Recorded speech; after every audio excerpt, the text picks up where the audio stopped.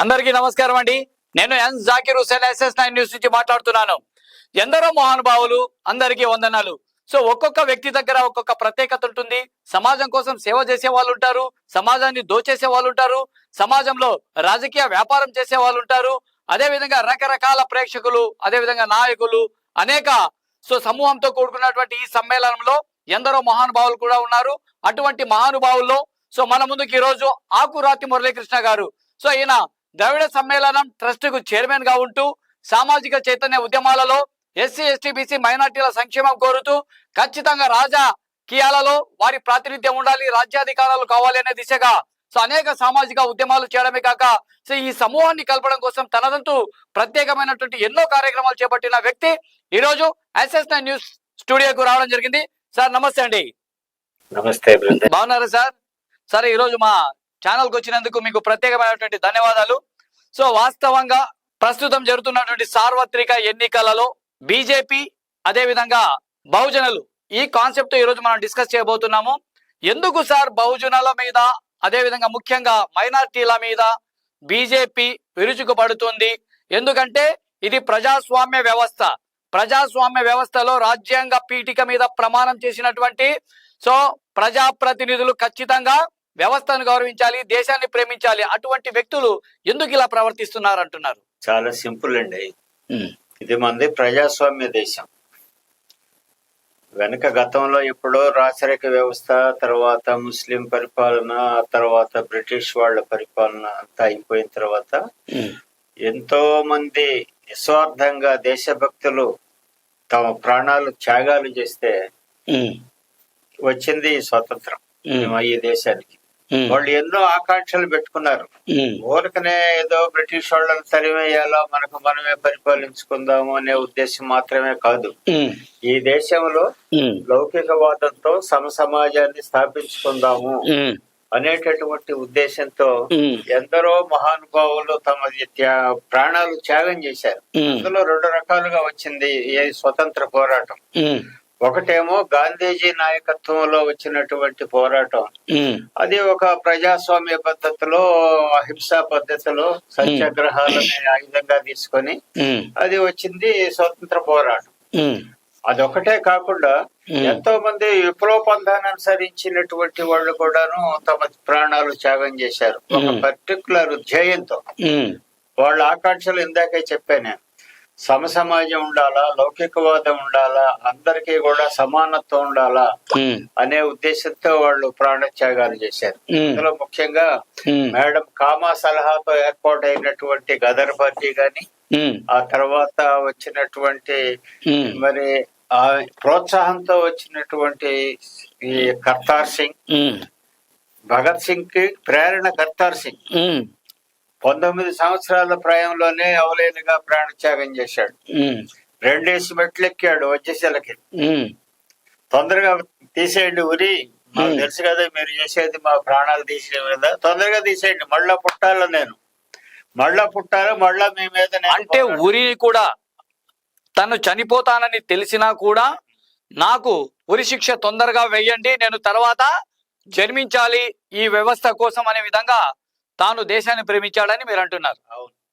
అలాంటి కర్తార్ సింగ్ ప్రేరణతో భగత్ సింగ్, చంద్రశేఖర్ ఆజాద్, ఇంకా ఎంతో మంది కులాలు మతాలతో సంబంధం లేకుండా విప్లవ వీరులందరూ కూడాను విప్లవ పంథాన్ని అనుసరించి ప్రాణత్యాగాలు చేశారు. ఆ విధంగా చివరికి ఆ విప్లవ పంథాల్లోనే నేతాజీ సుభాష్ చంద్రబోస్ కూడా నడిచాడు.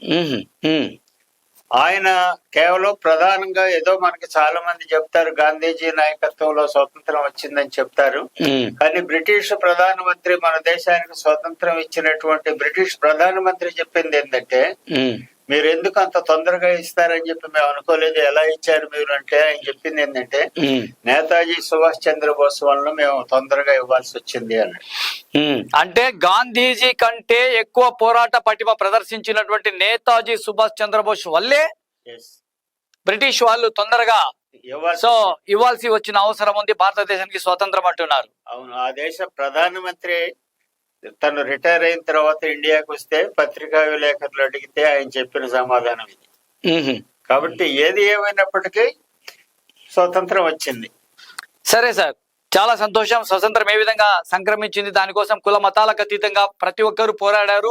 ఆ రోజు హిందూ, ముస్లిం, క్రిస్టియన్, సిక్, ఇసాయి అనే తారతమ్యం లేకుండా పోరాడారు కాబట్టి ఈ రోజు మనం ప్రతిఫలాల బాగా కూర్చొని తింటున్నాం అనే విధంగా మాట్లాడుతున్నారు. సరే, అటువంటి పరిస్థితుల్లో ఈ బీజేపీ పాత్ర పొలిటికల్లో కానీ, అంటే ఇప్పుడైతే ఉంది కానీ ఆ రోజుల్లో స్వతంత్ర పోరాట ఉద్యమంలో ఏదైనా ఉందా సార్ బీజేపీ పాత్ర? అసలు బీజేపీ అనేది లేదు. తర్వాత వచ్చిన పొలిటికల్ ఫారం అది. అప్పుడు ఆర్ఎస్ఎస్ ఉండేది. ఆర్ఎస్ఎస్ ఉంది కానీ వాళ్ళు ఏనాడు కూడా స్వతంత్ర పోరాటంలో పాల్గొనలా. స్వతంత్రం వచ్చిన తర్వాత మన జాతీయ పతాకాన్ని ఎగరేయటానికి కూడా వాళ్ళు నిరాకరించారు. మనకు వచ్చినటువంటి బాబాసాహెబ్ అంబేద్కర్ ఆ సారథ్యంలో వచ్చిన రాజ్యాంగాన్ని అంగీకరించడానికి కూడా వాళ్ళు నిరాకరించారు. వాళ్ళు చాలా కాలం వరకు, అంటే ఆర్ఎస్ఎస్ అనేటటువంటి సంస్థ రాజ్యాంగాన్ని కూడా ఒప్పుకోలేదు, మాకు వద్దని చెప్పారు. ఎందుకు సార్ ఆ విధంగా చేశారు? వాళ్ళదంతా కూడాను వెనకటి వేదకాలం నాటి ఆ మనుధర్మ శాస్త్రానికి అనుగుణంగానే ఈ రాజ్యం ఉండాలా, ఈ దేశ పరిపాలన ఉండాలనేది వాళ్ళ యొక్క తత్వం. వాళ్ళు బంచ్ ఆఫ్ థాట్స్ అని చెప్పి ఒక పుస్తకం రాసుకున్నారు. గోల్వాల్కర్ రాసిన పుస్తకం బంచ్ ఆఫ్ థాట్స్. గోల్వాల్కర్ గారు రచించిన బంచ్ ఆఫ్ థాట్స్. అందులో ఏముంది సార్? అందులో ఈ దేశానికి సంబంధించినటువంటి వాళ్ళల్లో తమ యొక్క సనాతన ధర్మానికి అనుగుణంగా ఈ దేశాన్ని నడిపించుకెళ్ళటానికి 4 శత్రువులు ఉన్నారు. ఆ శత్రువుల్లో 1 ముస్లింలు, 2 క్రిస్టియన్స్, 3 ఆదివాసీలు, 4 అంబేద్కరైట్లు, 5 కమ్యూనిస్టులు. ఈ 5గురు అడ్డం పడుతున్నారు. వీళ్ళు ఆటంకంగా ఉన్నారు. వీళ్ళే మనకు శత్రువులు. వీళ్ళు కనుక లేకపోతే వెనకటి ఆది. సరే సార్, ఒక్క నిమిషము. సో ఏదైతే సనాతన ధర్మం ఓకే పవిత్రమైనటువంటిది కాదు అని చెప్పము, ఒకరిని మనం తక్కువ చేయకూడదు.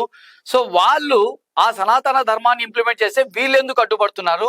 అందులో ఏదైనా చెడు ఏమన్నా ఉందా, లేకపోతే ఎటువంటి విషయ సేకరణ అందులో ఉంది సార్, విషయం ఉంది సార్? వీళ్ళందరూ కూడాను వాస్తవానికి ఈ ముస్లింలు గాని, క్రిస్టియన్లు గాని మన దేశంలో ఉన్నటువంటి వాళ్ళు విదేశాల నుంచి దిగుమతి అయిన వాళ్ళు కాదు. వీళ్ళందరూ కూడాను ఈ దేశంలో ఉన్నటువంటి ఈ బ్రాహ్మణ వాదంతో ఈ సమాజంలో అనేకమైన అవమానాలకి గురవుతూ వాటి నుంచి తప్పించుకోవడానికి వీలైన పరిస్థితిలో ఉన్నప్పుడు వాళ్ళకి ముస్లిం పరిపాలన వచ్చినప్పుడు కొంత రక్షణ ఇచ్చారు. అంటే ముస్లింల పరిపాలనే బ్రాహ్మిన్స్ కు రక్షణ ఇచ్చింది. మరి వాళ్ళు ఎందుకు ఈ రోజు శూద్రులకు సో ముస్లిం రాజుల పరిపాలన ఏదైతే 830 సంవత్సరాల పైన పరిపాలించారో, సో ఆ ముస్లిం నవాబులు, రాజులు, చక్రవర్తులు శూద్రులకు రక్షణ ఇచ్చారా అని మీరు చెప్తున్నారు? వాళ్ళు విదేశాల నుంచి వచ్చినటువంటి దండయాత్రకు వచ్చినటువంటి చాలా కొద్ది మంది మాత్రమే. వాళ్ళకి ఇక్కడ ఈ దేశాన్ని ఆక్రమించుకున్న తర్వాత, వాళ్ళ పరిపాలన పెట్టుకున్న తర్వాత వాళ్ళకి సైన్యం కావాల్సి వచ్చింది కాబట్టి ఇక్కడ నుంచి కొంతమందిని రిక్రూట్ చేసుకునేటటువంటి పనిలో వీళ్ళకి కొన్ని రక్షణలు, వీళ్ళకి ఉద్యోగాలు ఇవన్నీ కూడా ఇవ్వటం జరిగింది. అందుకని ఎక్కువ మంది ఇస్లాంని స్వీకరించడం జరిగింది. ఏది ఈ శూద్రులు ఎవరైతే ఈ హిందూ మతాద్వాదానికి గురై. మీరు ఇట్లా చెప్తున్నారు కానీ అప్పట్లో చాలా అనాగరిక చర్యలు చాలా ఘోరంగా ఉండేటివి. వారి యొక్క సిద్ధాంతాలు ఈ సతీసాగం కానివ్వండి, అదేవిధంగా దళితులను కానివ్వండి, సో ఎవరు కూడా టచ్ చేయకూడదు, కనీసము నీరు తాగకూడదు, అదే విధంగా సో బలులు, నరబలులు, ఇటువంటివన్నీ చట్టాలు అప్పుడు వాళ్ళలో దాంట్లో ఉన్నాయి కాబట్టి దాన్ని వ్యతిరేకించారు. మనుషుల్లో చూడలేదు కాబట్టి ఆ రోజు సో మతాలు మారడం జరిగింది అనే రకంగా వీళ్ళు ప్రేమించారు, అభిమానించారు, దగ్గర తీసుకున్నారు, అందుకే మతాలు మారారు అంటారు. ఇది నిజమేనా సార్? అదొకటే కాదు, ఇవన్నీ మీరు చెప్పేవన్నీ దురాచారాలు. ఇవి కాకుండానే ఈ వాళ్ళు విదేశాల నుంచి వచ్చినటువంటి బ్రాహ్మణ మతస్థులు ఇక్కడ ఉన్నటువంటి వాళ్ళని 2 కాళ్ళ జంతువులుగా వాళ్ళు తీసుకున్నారు. 2 కాళ్ళ జంతువులుగానే భావించారు. వీళ్ళందరూ తమకు సేవలు చేయటానికి పుట్టారు వీళ్ళు అని చాతుర్వర్ణ వ్యవస్థని ఇక్కడ ఒకటి స్థిరీకరించారు. ఓహో, చాతుర్వర్ణ వ్యవస్థని ఇక్కడ క్రియేట్ చేశారు, అంటే పుట్టించారు. కాబట్టి ఈ దేశంలో ఉన్నటువంటి మూలవాసులు ఎవరైతే ఈ దేశస్తులు ఉన్నారో వీళ్ళందరినీ బానిసలుగా చేశారు, శూద్రులు అని పిలిచారు. ఈ శూద్రుల యొక్క ధర్మం ఏంటంటే ఈ అగ్రవర్ణాలకి సేవలు చేయటానికి మాత్రమే వీళ్ళు ఇక్కడ ఉండాల.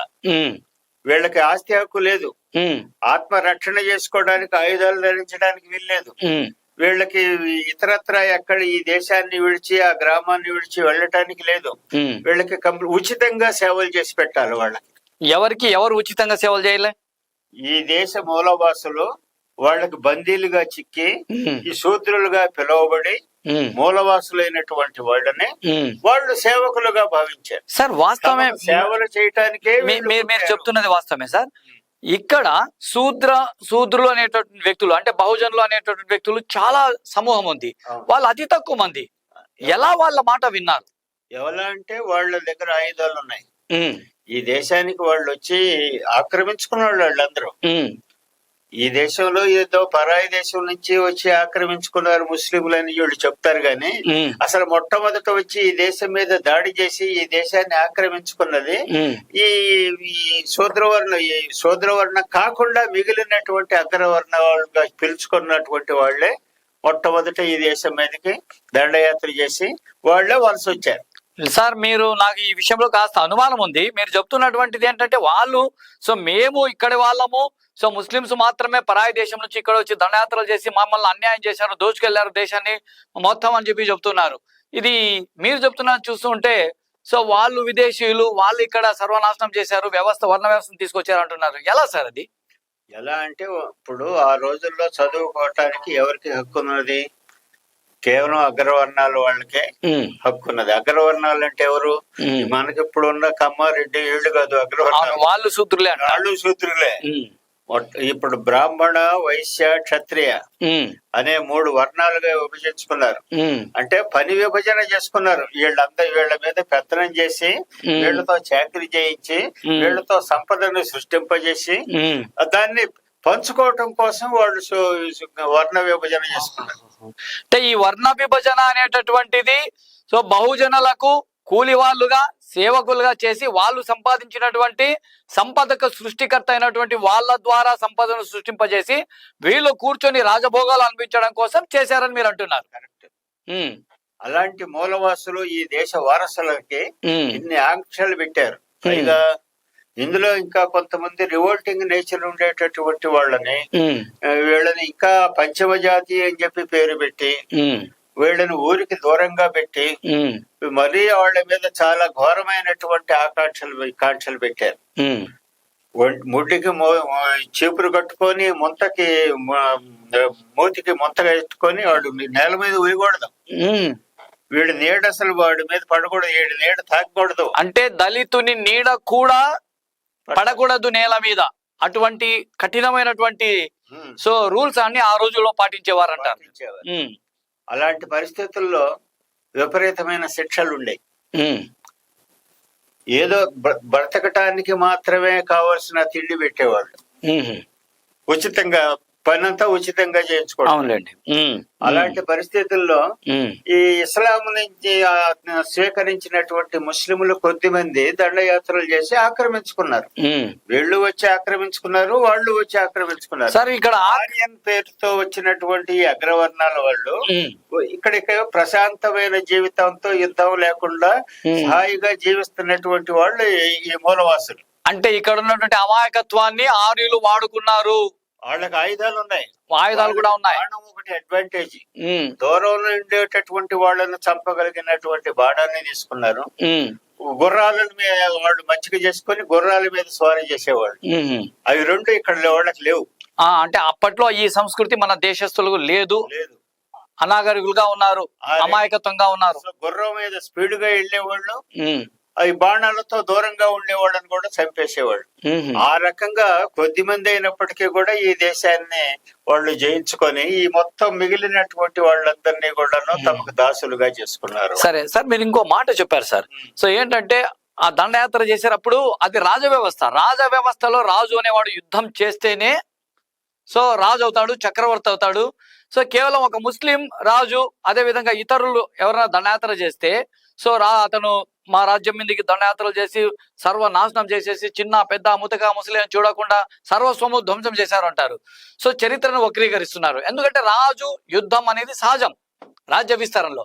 మరి ఎందుకు సార్ ఇప్పుడున్నటువంటి చరిత్రకారులు చరిత్రను కూడా వక్రీకరించి భారతదేశం అనేది తర్వాత ఆ పేరుతో దేశం అనేది ఒక పూర్తి స్థాయిలో ఒక తయారు కావడం జరిగింది. సో ఎందుకు ఈ యొక్క దండయాత్ర చేశారో, ఆక్రమించుకున్నారో, అది చరిత్ర సార్. రాజా కాలంలో అది కామన్. ఎందుకు దాన్ని ఇప్పుడు ప్రచారం చేసి ఈ భారతీయ జనతా పార్టీ వాడుకుంటుంది, మనల్ని ఈ విధంగా హింసించారు, ఆ విధంగా హింసించారు అని చెప్తూ ఉంటారు సార్.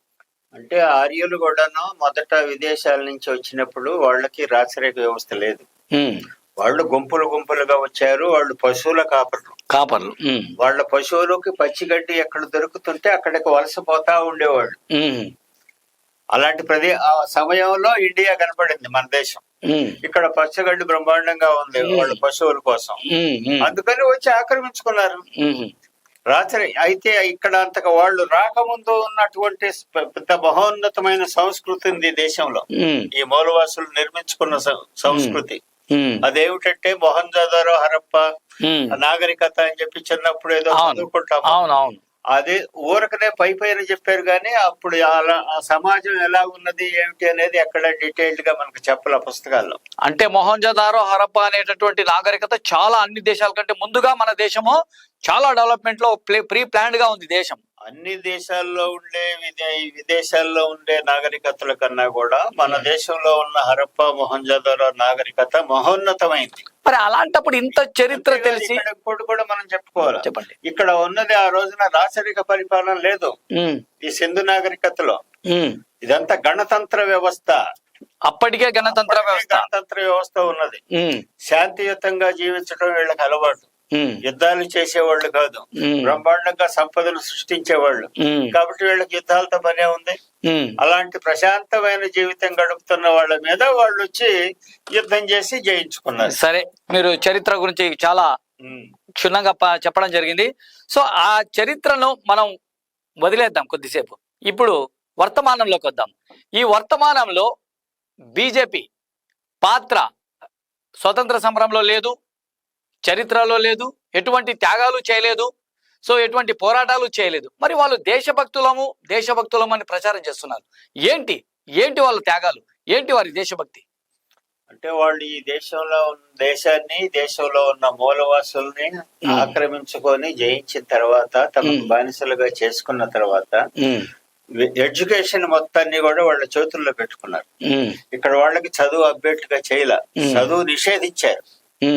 దాంతో కొన్ని తరాలు గడిచేటప్పటికి ఇక్కడ ఉన్నటువంటి ప్రజలు పూర్వపు నాగరికతను మర్చిపోయి అనాగరికులుగా వాళ్ళు ఏది చెప్తే అది చేసేటటువంటి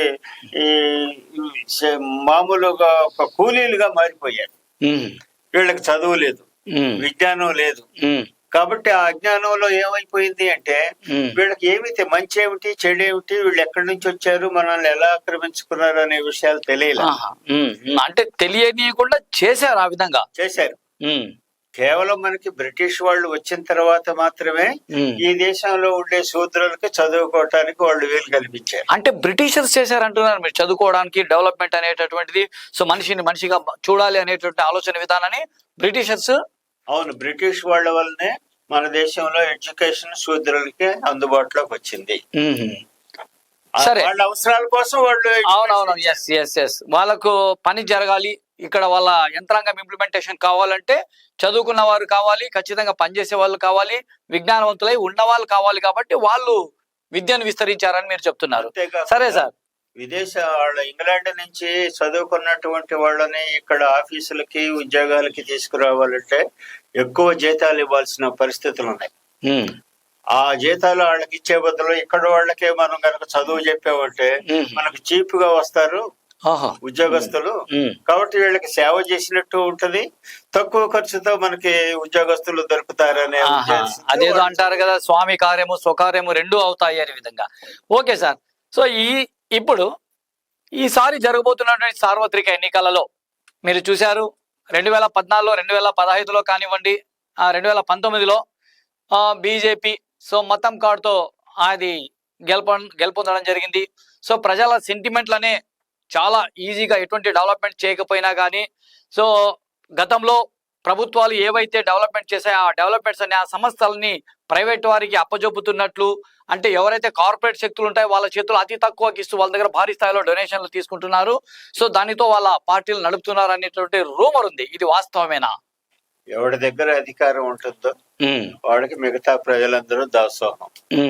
అలాగే కార్పొరేట్ శక్తులన్నీ కూడా అధికారంలో ఉండే కేంద్రంలో అధికారంలో ఉండే బీజేపీ వాళ్ళు ఏది చెప్తే అది.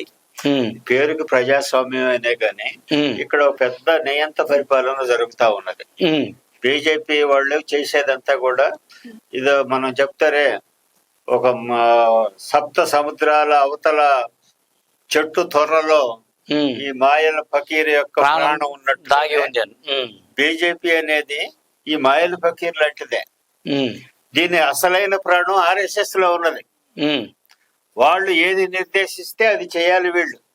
నరేంద్ర మోడీ అయినా సొంతంగా చేయడానికి వీళ్ళే. అతను గాని అతని తర్వాత ఇంకోడు వచ్చినా గాని వీళ్ళందరూ కూడా ఆర్ఎస్ఎస్ ఏది నిర్దేశిస్తే అది చేయాల్సిందే. సరే సార్, సంస్థలు పెట్టడం, డెవలప్మెంట్ చేయడం సంతోషం, ఎవరైనా సరే స్వాగతిస్తారు.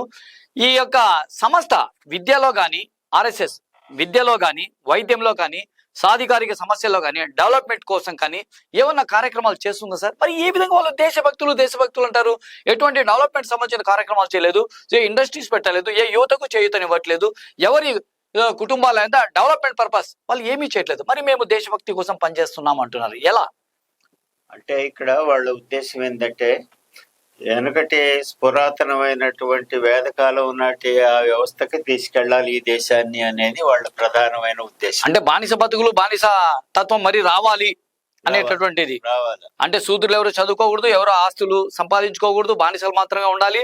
సో తర్వాత జోగిని వ్యవస్థలు కావాలి, పెళ్లి అదేదో. అవును సార్, ఇంకో డౌట్ ఉంది సార్ నాకు, ఎందుకంటే మీరు ఒక ప్రొఫెసర్ గా కూడా పనిచేశారు కాబట్టి, శూద్ర జాతి ఇది ఎంతవరకు వాస్తవమో నా డౌట్ క్లారిఫికేషన్ చేసుకుంటున్న ఇంటర్వ్యూలో మీతో. శూద్ర జాతి అమ్మాయి వివాహం ఆడితే 3 రాత్రులు ఒక బ్రాహ్మణ్ దగ్గర గడపవలసిన పరిస్థితి ఆ రోజుల్లో ఉన్నది అనేటువంటి ప్రచారం ఉంది. ఇది వాస్తవమేనా సార్? ఆ రోజుల్లో ఉన్నదే. ఈ మధ్య కూడా బీజేపీ లీడర్స్ కొంతమంది పత్రికల ద్వారా ప్రకటిస్తున్నారు, చూసారా? ఈ కోర్టుల్లో కూడా చెప్తున్నారు, 3 రోజుల్లో మా నూతన వధువు మా దగ్గర గడపాల్సినటువంటి అవసరం ఉన్నది అని చెప్పి కోర్టుల్లో కూడా వాదిస్తున్నారు. ఇప్పుడు కోర్టులో కూడా వాదిస్తున్నారు. చాలా ఆశ్చర్యంగా ఉంది సార్ ఇది. మరి అంటే వాళ్ళు ఇప్పుడు ప్రపంచం అంతా కూడా సైన్స్ డెవలప్మెంట్ తో నాగరికత వృద్ధి చేసుకుంటూ, గొప్ప గొప్ప సంస్కృతులు డెవలప్ చేసుకుంటూ చంద్రమండలాల మీదకి, ఇతర గ్రహాల మీదకి పోతున్నటువంటి టైంలో వీళ్ళు సైన్స్ ను కాదని, సైన్స్ కు భిన్నంగా మళ్ళా పురాతన రాతి యుగం నాటికి తీసుకెళ్లేటటువంటి ప్రయత్నాలు. మీరు ఆ విధంగా చెప్తున్నారు. వాళ్ళు ఏం చెప్తున్నారంటే ఇవన్నీ మా ఒక త్రేతాయుగం, ద్వాపర యుగంలోని ఇవన్నీ అయిపోయాయి. సో పుష్పక విమానం అనేటటువంటిది మమ్మల్ని చూసి నేర్చుకున్నారు. అదే విధంగా సెల్ ఫోన్ కూడా ఆ మాయా దర్పణం దాన్ని చూసి నేర్చుకున్నారు, మా వాళ్ళు ఎప్పుడో కనిపెట్టారు అని చెప్పి చెప్తున్నారు. సో ఏ రోగానికైనా సరే ఆవు పేడ అనేటటువంటిది పని చేస్తుంది, క్యాన్సర్ కూడా, అన్ని రకాలుగా కూడా మా దగ్గర వైద్యం ఉంది, దాన్ని సైన్సే తొక్కేసింది అంటున్నారు. ఇది నిజమేనా? అన్ని అవాస్తవాలు. ఎందుకంటే ఇది త్రేతాయుగం లేదు, ద్వాపర యుగం లేదు, అవన్నీ కల్పిత గ్రంథాలు. వాళ్ళు తమ యొక్క గొప్పతనాన్ని చెప్పుకోవటానికి ఈ గ్రంథాలు సృష్టించుకున్నారు. వాడు చెప్పిందే వాడే చదువుకున్నాడు, వాడే రాస్తాడు పుస్తకాలు, చరిత్ర పుస్తకాలు అన్ని వాడే రాస్తాడు. వాడు చెప్పిందే వేదం. మనదే ఈ మిగతా ఈ శూద్రుల దగ్గరికి చదువు లేదు కదా. చదువు ఎప్పుడు వచ్చింది? ఇందాక చెప్పాను, బ్రిటిష్ వాళ్ళు వచ్చిన తర్వాత చదువు అయిపోయింది. అంతకు ముందు ఎన్ని తరాలు గడిస్తే అందరూ ఈ రోజు కూడా నిరక్షరాస్యుల సంఖ్య ఎక్కువగా ఉంది మన దేశంలో. ఈ కారణం ఏమిటి? కొన్ని తరాల నుంచి, కొన్ని వేల సంవత్సరాల నుంచి చదువుకు వీళ్ళని దూరం చేస్తే, అయితే వాళ్ళందరూ చదువుకున్నారు, వాళ్ళందరూ పుస్తకాలు రాశారు, రాసుకున్న వాడు తమ చరిత్రను తమ గొప్పగా చెప్పుకుంటారు ఎవరైనా. ఆ విధంగా వాళ్ళు గొప్పగా చెప్పుకున్నారు. కానీ అవి జరిగినాయి కాదు, పెట్టినాయి కాదు. నిజంగా ఈ త్రేతాయుగాలు, ఈ పుష్ప విమానాలు లేకపోతే అవి ఇవి ఇవన్నీ చెప్తా ఉంటే మరి ఆధారాలు ఎక్కడ ఎవరు నాశనం చేశారు? దాన్ని ఉండాలి కదా వాటి ఆధారాలు. మరి ఎందుకని కనపడటం లేదు ఇక్కడ? సరే, ఓకే. సో అదైతే ఏదైతే వాళ్ళు చెప్తున్నారో అంతా కల్పితం మాత్రమే, కట్టుకథలు మాత్రమే అని చెప్తున్నారు. సరే సార్, ఈ యొక్క బీజేపీ పాలన అంటే వాజ్పేయి గారు కూడా పరిపాలించారు దేశాన్ని. వాస్తవం చెప్పాలంటే ఆయన చాలా స్వతంత్ర సమర పోరాట యోధుడు. అంతేకాక ఆయన పరిపాలన సుపరిపాలన చాలా బాగుంది. సో అక్కడ హిందూ ముస్లిం క్రిస్టియన్ సిక్ ఇసాయి తారతమ్యం లేకుండా చాలా నీట్ గా ఆయన పరిపాలించడం జరిగింది. ఎందుకు సార్ ఈ యొక్క 2014 నుంచి వ్యవస్థలో భయంకరంగా సో విభజనలా మాట్లాడుతూ ఏ నాయకుడైనా సరే ఎక్కడ మాట్లాడినా సరే ఏం మాట్లాడినా సరే మతం, పాకిస్తాన్, అదేవిధంగా మందిర్, మసీద్ ఇవి తప్ప చట్టాల గురించి మాట్లాడడం, అసహ్యంగా కామెంట్లు చేయడమే జరుగుతుంది తప్ప రాజ్యాంగబద్ధంగా ఎవరెవరి హక్కులు ఏదైతే రాజ్యాంగం మనకు కల్పించిందో డాక్టర్ బాబాసాహెబ్ అంబేద్కర్ గారు ఇది తెలిసి కూడా పార్లమెంట్ సభ్యులు కూడా చాలా చీప్ గా మాట్లాడడం జరుగుతుంది. అదేవిధంగా ఈ కొత్తగా ఎవరైనా ఎంపీ సీట్ కావాలంటే ఏదైనా చేయాలంటే వాళ్ళు మతం కార్డును ఉపయోగించి వాళ్ళు ఏదో ఒక అరాజకాల్లా మాట్లాడతానే వాళ్ళకి వెంటనే విలువ ఇస్తున్నారు. ఎందుకు సార్ ఇది? ఎందుకంటే మళ్ళా వాళ్ళ పరిపాలన రావాలని. ఇప్పుడు వాజ్పేయి, అద్వానీల వరకు ఇద్దరే ఉండేవాళ్ళు పార్లమెంట్ లో. వాళ్ళు ఉన్నంత వరకు కూడా చాలా మంచి వాళ్ళు లాగా, గొప్ప జెంటిల్మెన్ లాగా వాళ్ళ ప్రవర్తన ఉండేది. వాళ్ళకి ఓటు బలం లేదు కాబట్టి అలా ఉన్నారు. వాళ్ళ అధికారంలోకి వచ్చేంత వరకు కూడా చాలా డిసిప్లిన్డ్ పార్టీ, క్రమశిక్షణ కలిగిన పార్టీ. ఇందులో వాళ్ళు ఇంకో పార్టీలోకి ఇతర పార్టీలో వాళ్ళని ఇందులోకి తీసుకోవడం అనే ఉండదు. ఎంత కట్టుబడి ఉంటారు, గొప్ప నీతివంతులు అనేటటువంటి ఒక హైప్ క్రియేట్ చేశారు. అందుకని నిజంగా బీజేపీ పార్టీ వాళ్ళు చాలా నిజాయితీ పరులు కావాలో అనేటటువంటి భావన కల్పించారు. అయితే ఎప్పుడైతే ఆ భావనలోంచి సద్భావన, అది నటన, ఆ నటనలో నుంచి వాళ్ళకి ఎప్పుడైతే మెజారిటీ వచ్చిందో అక్కడి నుంచి వాళ్ళ అసలు రూపాన్ని బయట పెట్టారు. ఇప్పుడు 400 సీట్లు కనుక వస్తే ఈ రాజ్యాంగాన్ని మారుస్తా ఉంటున్నారు. అక్కడెక్కడ అలహాబాద్ లో పండితులు వీళ్ళందరితో కూర్చోబెట్టి అప్పుడే ఒక నూతన రాజ్యాంగాన్ని వేదకాలం నాటి మనోధర్మ శాస్త్రానికి అనుగుణమైనటువంటి దాన్ని తయారు చేసి రెడీగా కూర్చున్నారు. అంటే నెక్స్ట్ వస్తే వాళ్ళు మనోధర్మ శాస్త్రాన్ని ఆల్రెడీ ప్రిపేర్ చేసి పెట్టారు. బీజేపీ నెక్స్ట్ వస్తే ఖచ్చితంగా ఇంప్లిమెంటేషన్ చేస్తారంట. అంటే అప్పటికి అందరూ బానిసలు కావాల్సిన పరిస్థితి ఉంది. అంతేకాదు వాళ్ళు ఏమి పాపం దాచుకోవట్లేదు, ఓపెన్ గా మాట్లాడుతున్నారు. ఈ విషయంలో బీజేపీ అయితే ఓపెన్ గా మాట్లాడుతుంది సార్. వాస్తవం పుస్తకాలు కూడా రాశారు, ప్రింట్ చేశారు. అవును, పుస్తకాలు కూడా ప్రింట్ చేశారు, నేను చదివాను. అందులో ఏమిటి వాళ్ళ ఉద్దేశం అంటే నూతన రాజ్యాంగాన్ని అంటే ఇప్పుడు బాబాసాహెబ్ అంబేద్కర్ రాసినటువంటి రాజ్యాంగం కాదు, వెనకటి మనోధర్మ శాస్త్రానికి అనుగుణమైన రాజ్యాంగం కావాలా అంటే దానికి ఏమిటి ఇక్కడ మళ్ళా ఈ శూద్రుల వ్యవస్థ అలాగే ఉండిపోవాలా, వెనకటి ఏమి అధికారాలు లేని, హక్కులు లేని సమాజం ఉండాలా, అగ్రవర్ణాల వాళ్ళకి వీళ్ళందరూ సేవలు చేసుకుంటా కూర్చోవాలా. అంతేకాకుండా ఇంకొక ప్రమాదకరమైనటువంటి ప్రతిపాదన కూడా వాళ్ళల్లో ఉంది. అదేమిటంటే ఈ దేశం పేరునే హిందూ రాజ్యంగా మార్చాలి. అంటే వాళ్ళ ఉద్దేశం ఏమిటి, హిందూ మతస్థులే ఈ దేశ వారసులు, ఈ దేశ పౌరులు, హిందువులు కాని వాళ్ళు విదేశీయులు. అంటే ప్రస్తుతం మన దేశంలో ఉన్నటువంటి ముస్లింలు గాని, క్రిస్టియన్లు గాని, సిక్కులు గాని, జైనులు గాని, హిందూ మతం కాని ఇతరులందరూ కూడాను విదేశీయులు. వాళ్ళు విదేశీయులే ఉంటున్నారు ఇక్కడ. కాబట్టి ఇప్పుడు వాళ్ళు ఏం చెప్తారు, రేపు ఈ హిందూ దేశం ఇది, హిందువులే ఈ దేశానికి పౌరులు, హిందువులు కాని వాళ్ళందరూ విదేశీయులు. కాబట్టి మీరు మేము చెప్పినట్టు హక్కులు లేకుండా పడుంటే ఉండండి, లేకపోతే మీరు వెళ్ళిపోండి పాకిస్తాన్, బంగ్లాదేశ్, ఆఫ్ఘనిస్తాన్. మీరు చెబుతున్నటువంటిది కావాలంటే దాదాపు 40 కోట్ల మంది పబ్లిక్ ఇప్పుడున్న జనాభాలో వాళ్ళని ఎక్కడ పంపిస్తారండి? ఎలా పోతారు? ఎలా కాదు అంటారు వాళ్ళను? తర్వాత విషయం ఏంటంటే సో ఆ విధంగా చెబుతున్నప్పుడు ఎస్సీ, ఎస్టీ, బీసీ చాలా మంది మైనార్టీలు కూడా బీజేపీతో అనుసంధానంగా పనిచేస్తున్నారు సార్. వాళ్ళకి ఈ విషయాలన్నీ తెలియదు.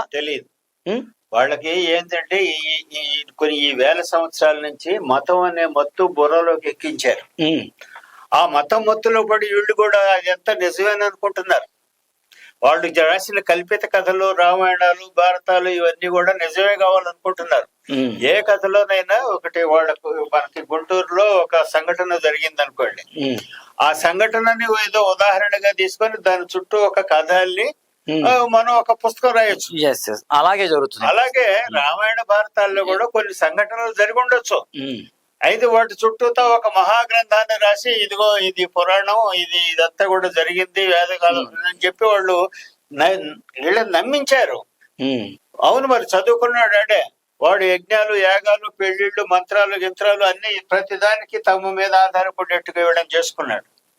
కాబట్టి వీళ్ళు దాన్నే నమ్ముతున్నారు. సో బ్రాహ్మిన్స్ అనేటటువంటి ఒక ఆ కులానికి సంబంధించిన వ్యక్తులు, భారతదేశ ప్రజలు వాళ్ళ దగ్గరికి వెళ్ళి వాళ్ళ చెప్పినట్లు వినడానికి కోసం ఒక ప్రణాళికలు వేసుకొని, సో భగవంతుడు దేవుడు అనేటివి సృష్టించాడు అనే విధంగా మీరు ఒక భయాన్ని కల్పించారు. ఆ భయమే దేవుడు అనే విధంగా మీరు మాట్లాడుతున్నారు.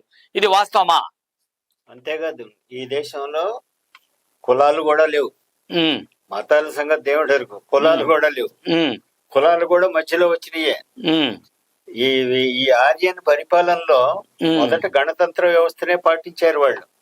ఆ తర్వాత ఈ శూద్రుల మీద కంట్రోల్ ఎక్కువగా పెంచుకోవడం కోసం అని చెప్పి రాచరిక వ్యవస్థను తీసుకొచ్చారు. వాళ్ళు తీసుకొచ్చిందే రాచరిక వ్యవస్థ. కాబట్టి తమ రాజ్యాన్ని రక్షించేవాడు, యుద్ధాలు చేయడానికి వచ్చేటటువంటి వాళ్ళందరినీ క్షత్రియులని, ఈ వేదాలు, ఉపనిషత్తులు, విద్య, ఎడ్యుకేషన్, ఇది యంత్రాంగం, మంత్రాంగం ఇదంతా చేసేది బ్రాహ్మిన్స్ అని, ఈ వైశ్యులేమో వీళ్ళు తీసుకొచ్చినటువంటి సంపదని అందరు కలెక్ట్ చేసుకొని వాళ్ళ ముగ్గురికి కూడా పంచేటటువంటి విధానాన్ని వైశ్యులు ఈ రకంగా పని విభజన చేసుకున్నారు. అంటే డివైడ్ అండ్ రూల్ అంటే వాళ్ళు చేసుకున్నారంటే ఎవరెవరు ఇప్పుడు ఏదైతే సో అడ్మినిస్ట్రేషన్ కోసం వాళ్ళ పని చేసుకున్నారు ఆ రోజు. కానీ శూద్రులు మాత్రం శూద్రులని చూస్తూ వాళ్ళని డెవలప్మెంట్ కాకుండా బానిసల్లానే చూశారు. ఏమైందంటే వాళ్ళు రాజ్యం విశాలం అయిపోతున్న కొద్దీ పరిపాలనా సౌలభ్యం కోసం ఏం చేశారంటే రాచరిక వ్యవస్థను తీసుకొని వచ్చి ఆ రాచరిక వ్యవస్థలో ఈ వీళ్ళందరినీ కూడాను శూద్రుల్ని కూడా పని విభజన చేశారు. పని విభజన చేస్తూ పనికి తగ్గట్టుగా కులాన్ని తీసుకొచ్చి పెట్టారు. ఇది ఎప్పుడు అంటే మౌర్యుల కాలంలో జరిగింది. ఇది మౌర్యుల కాలంలో జరిగింది. మౌర్యుల కాలానికి ముందు కులాలు లేవు, శూద్రులే అంతా శూద్రులే.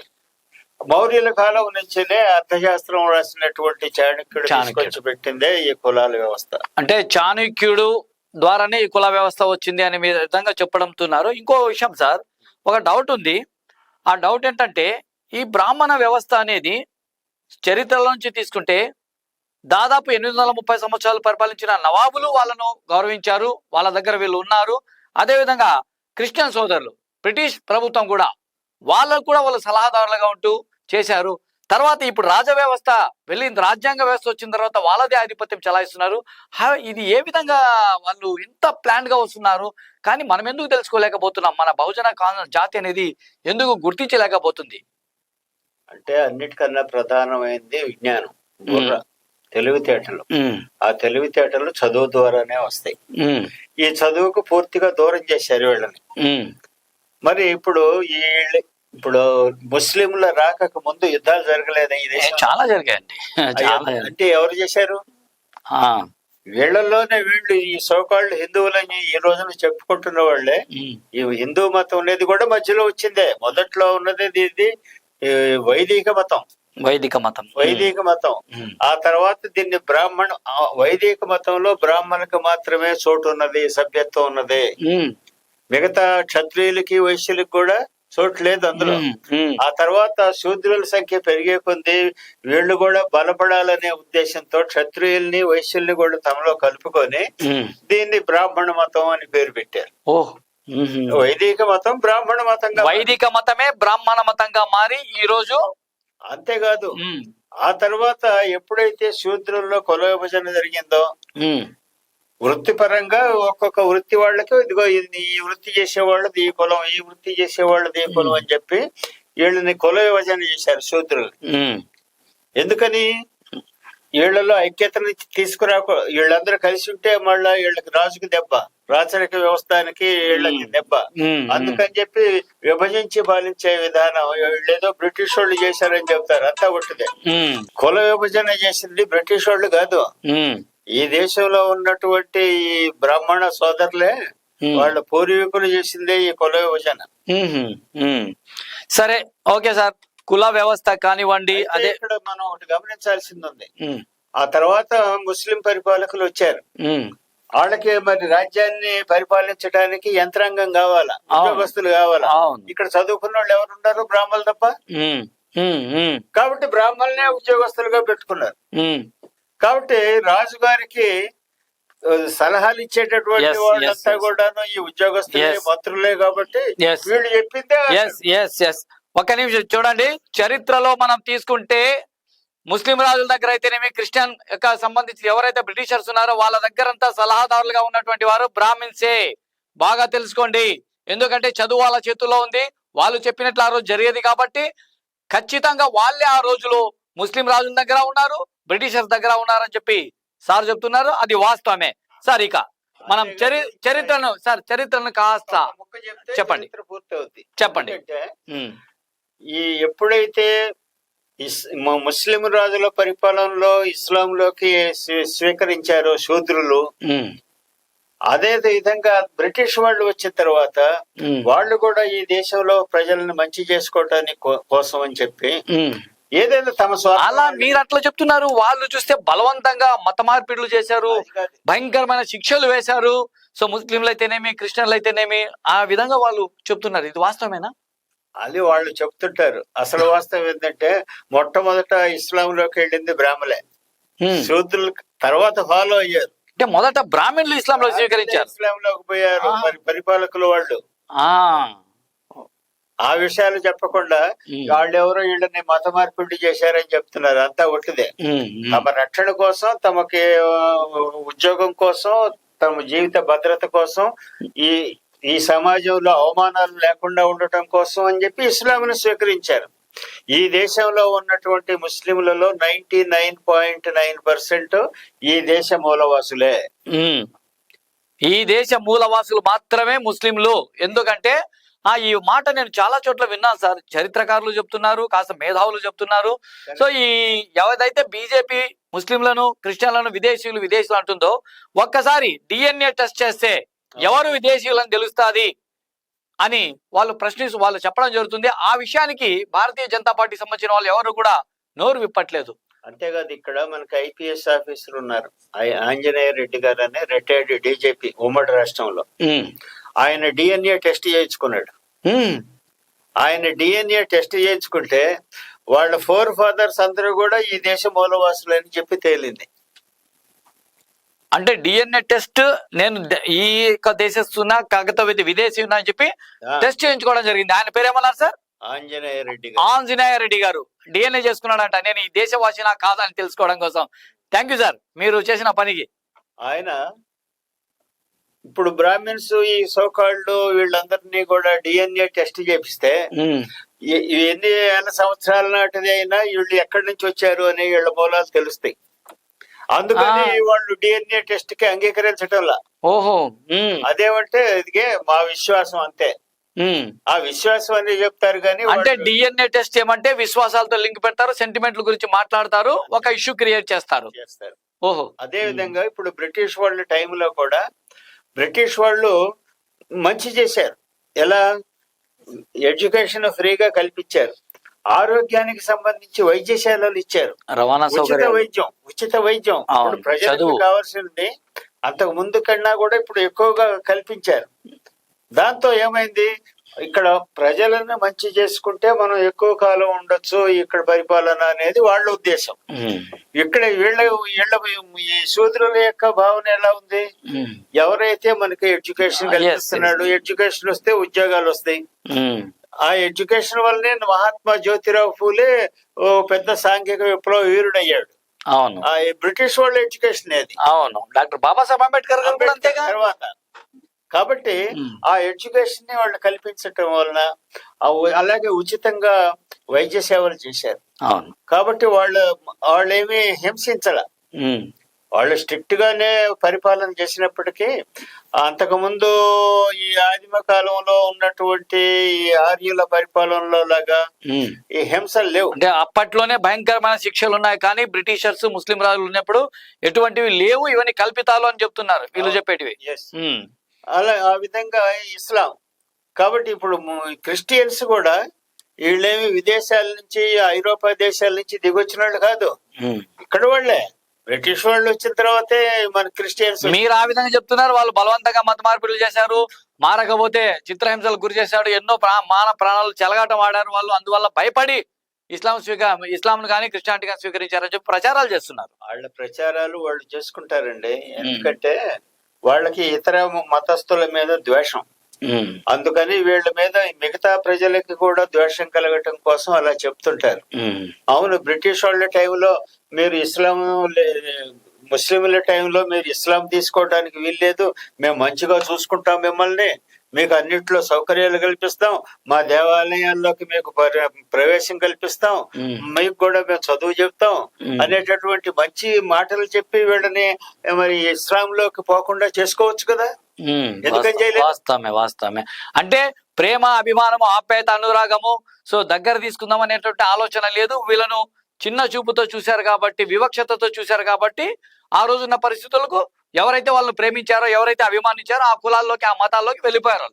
ఇక్కడ సమాన గౌరవం ఇస్తానని చెప్పగానే ఇప్పుడు ఈ మతంలో కూడా హిందూ మతం అనే పేరు ఎప్పుడు పెట్టుకున్నారు వీళ్ళు? ముస్లిం పరిపాలన వచ్చిన తర్వాతనే వాళ్ళు హిందూ మతంగా పేరు మార్చారు. వాళ్ళ బ్రాహ్మణ మతాన్ని, ఆ బ్రాహ్మణ మతంలో బ్రాహ్మణ, క్షత్రియ, వైశ్యులకు మాత్రమే ప్రవేశం. ఎప్పుడైతే ముస్లిం పరిపాలన వచ్చి ముస్లింల సంఖ్య కూడా పెరుగుతా ఉన్నదో వాళ్ళు తొందరపడి భయపడిపోయి, మరే మనం స్ట్రెంత్ పెంచుకోవాలి, లేకపోతే మైనారిటీ అయిపోతాం అని చెప్పి ఈ శూద్రులను కూడా, కుల విభజన చేసిన శూద్రులను కూడా తీసుకొచ్చి, అరే మీరు కూడా మా మతమేనో కాబట్టి ఈ పేరు మారుస్తున్నాం అని చెప్పి హిందూ మతంగా మార్చారు. Right sir. సరే సార్, ఇప్పుడు చరిత్ర కాసేపు అలా పక్కన పెడదాం. ఇప్పుడు 2019 రాజకీయాల గురించి, అదేవిధంగా 2015, ఆ తర్వాత ఇప్పుడు ఈ భారతీయ జనతా పార్టీ మేము అధికారంలోకి వస్తే ఖచ్చితంగా చాలా డెవలప్మెంట్ చేస్తాము, పెట్రోల్ అయితేనేమి, నిత్యావసర ధరలు అయితేనేమి, టోల్ ట్యాక్స్లు అయితేనేమి, అదేవిధంగా నిరుద్యోగ సమస్యలు అయితేనేమి, రైతుల సమస్యలు అయితేనేమి, మహిళా సాధికారత సమస్యలు అయితే ప్రతి ఒక్కటి కూడా సో భారతదేశం సస్యశ్యామలంగా చేయడమే కాకుండా అమెరికా స్థాయికి తీసుకెళ్తాము, డాలర్ రేటుతో సమానంగా రూపాయి రేటు తీసుకెళ్తామన్నారు. మరి ఈ రోజు పరిస్థితి ఏంటి సార్? అంత వ్యతిరేక దిశలో పోతాము. వాళ్ళు డాలర్తో కాదు, అసలు ఈ రేట్లు పెంచడం అనేది ఉండదు, పెట్రోల్ డీజిల్ ధరలు పెంచడం ఉండదు, వాటితో పాటు నిత్యావసర వస్తువుల ధరలు పెరగవు, తగ్గవు. ఈ వస్తువుల ధరలు తగ్గేది ఎప్పుడు? సామాన్యుడికి కావాల్సిన నిత్యావసర వస్తువులు, పెట్రోల్ డీజిల్ ధరలు తగ్గితేనే ఇవి తగ్గుతాయి. కనుక వాళ్ళ రాజుల కాలంలోనే ఒకటి చేశారు. ఏమిటి? వాళ్ళు అర్థశాస్త్రం అనేటటువంటి గ్రంథంలో కౌటిల్యుడు రాజుగారికి కొన్ని విధులు ఇచ్చారు. ఆ విధులు ఏమిటి అంటే, ప్రజలందరూ సుఖశాంతులతో ఎవరి వృత్తులు వాళ్ళు చేసుకుంటూ ఏది బాధలు లేకుండా ప్రశాంతంగా జీవిస్తా ఉంటారో, ఓ రాజా నీకు ప్రమాదం తప్పదు. అంటే ప్రజలు వాళ్ళ పని చేసుకుంటూ వాళ్ళు ఆర్థికంగా ఎదగకూడదు, ఎదిగితే నీకు ప్రమాదం అని ఆ రోజే కౌటిల్యుడు రాశాడు. అంతేకాకుండా రాజుగారి విధులు రాస్తూ నువ్వు అలాంటి ప్రజల మీద దొంగతనాలు చేయించి వాళ్ళ దగ్గర డబ్బు లేకుండా చేయాలి అనేది అర్థశాస్త్రంలో ఉన్నదే. రాజుగారు చేయాల్సిన విధుల్లో ఇది ఉన్నది. రాజు చేయవలసిన విధులలో సమాజంలో కూడా అల్లకల్లోలాలు సృష్టించాలి, దొంగతనాలు, నేరాలు కూడా చేయాలని చెప్పి ఉంది. ప్రజలు ఆర్థికంగా ఎదగకూడదు. మీతో ఏం పని ఉండదు ఎదిగితే. అందుకని వాళ్ళు ఏం చేశారు, 4 రోజులు రాజుగారు ముసుగు వేసుకొని తన సైనికుల్ని పంపించేవాడు. అరే వెళ్ళి దోచుకురండి రా అని. ఓ బ్రహ్మాండంగా దొంగతనాలు జరుగుతా ఉండే. ఆ ప్రజలంతా అల్లకల్లోలం అయ్యి హాహాకారాలు చేసేవాళ్ళు. అప్పుడు 4 రోజుల తర్వాత రాజుగారు ప్రశాంతంగా అప్పుడే విన్నట్టు, ప్రజలారా మీరేం ఆందోళన చెందబాకండి, అంటే నాకు ఇప్పుడే తెలిసింది, ఈ దొంగల సంగతి నేను చూసుకుంటాను, మారు వేషాలు వేసుకొని వీళ్ళందరినీ తరిమేస్తాను, కాబట్టి మీరు ప్రశాంతంగా ఉండండి అని ప్రకటించాలంట. ఓహో, అంటే ఆయనే అన్ని చేస్తూ ఆయనే మరి ప్రకటించాలి మంచి వాణిగా, నేను మీకు మీ మంచి కోసం వాళ్ళు ఎవరు ఏం చేస్తున్నారో వాళ్ళ మీద పూర్తి స్థాయి శిక్షలు వేస్తాను, వాళ్ళని పట్టేస్తాను అనే విధంగా. మీరు ఆందోళన చెందొద్దు. అదే విధంగా ఇప్పుడు భారతీయ జనతా పార్టీ తాజా పరిపాలన జరుగుతుందంటారా? అంతే కాదు, ఆ తర్వాత ఇంకోటి ఉంది, ఆ 4 రోజులు అయిపోయిన తర్వాతే ఆపేయాలంట దొంగతనాలు. దీనివల్ల ఉపయోగం ఏంది? ప్రజల దగ్గర నుంచి అధికంగా ట్యాక్సులు వేయాల్సినటువంటి అవసరం లేకుండా డబ్బు ఖజానాకి నిండుద్ది. అవును. ప్రజల్లో ఎలా ఉంటది, అరే రాజుగారు మనకి వాగ్దానం చేశాడు దొంగలను తరిమేస్తానని, ఏ మారు వేషం వేసుకొని వచ్చాడో, కుంటోడో గుడ్డోడో యాత్రికుడో ఎలా వచ్చాడో తెలియదు, మొత్తానికి దొంగతనాలు ఆగిపోయి, అరే రాజు అంటే ఇలా ఉండాలిరా అని రాజుగారి మీద అభిమానం పెరుగుద్ది. తర్వాత ఎలాగో ఆర్థికంగా దెబ్బతిన్నారు కదా, మళ్ళా ఆర్థికంగా బలపడటం కోసం అని మళ్ళా వాళ్ళ వృత్తుల్లోకి ఈవిడిపోయేవాళ్ళు. కాబట్టి రాజుగారి మీద కుట్రలు జరగవు. అందుకని రాజు తన పరిపాలనని సమర్థవంతంగా చేసుకోవడానికి దొంగతనాలు చేయాలి, ఆర్థికంగా దెబ్బతీయాలి తన ప్రజల్ని. ఇప్పుడు జరుగుతున్నది కూడా అదే.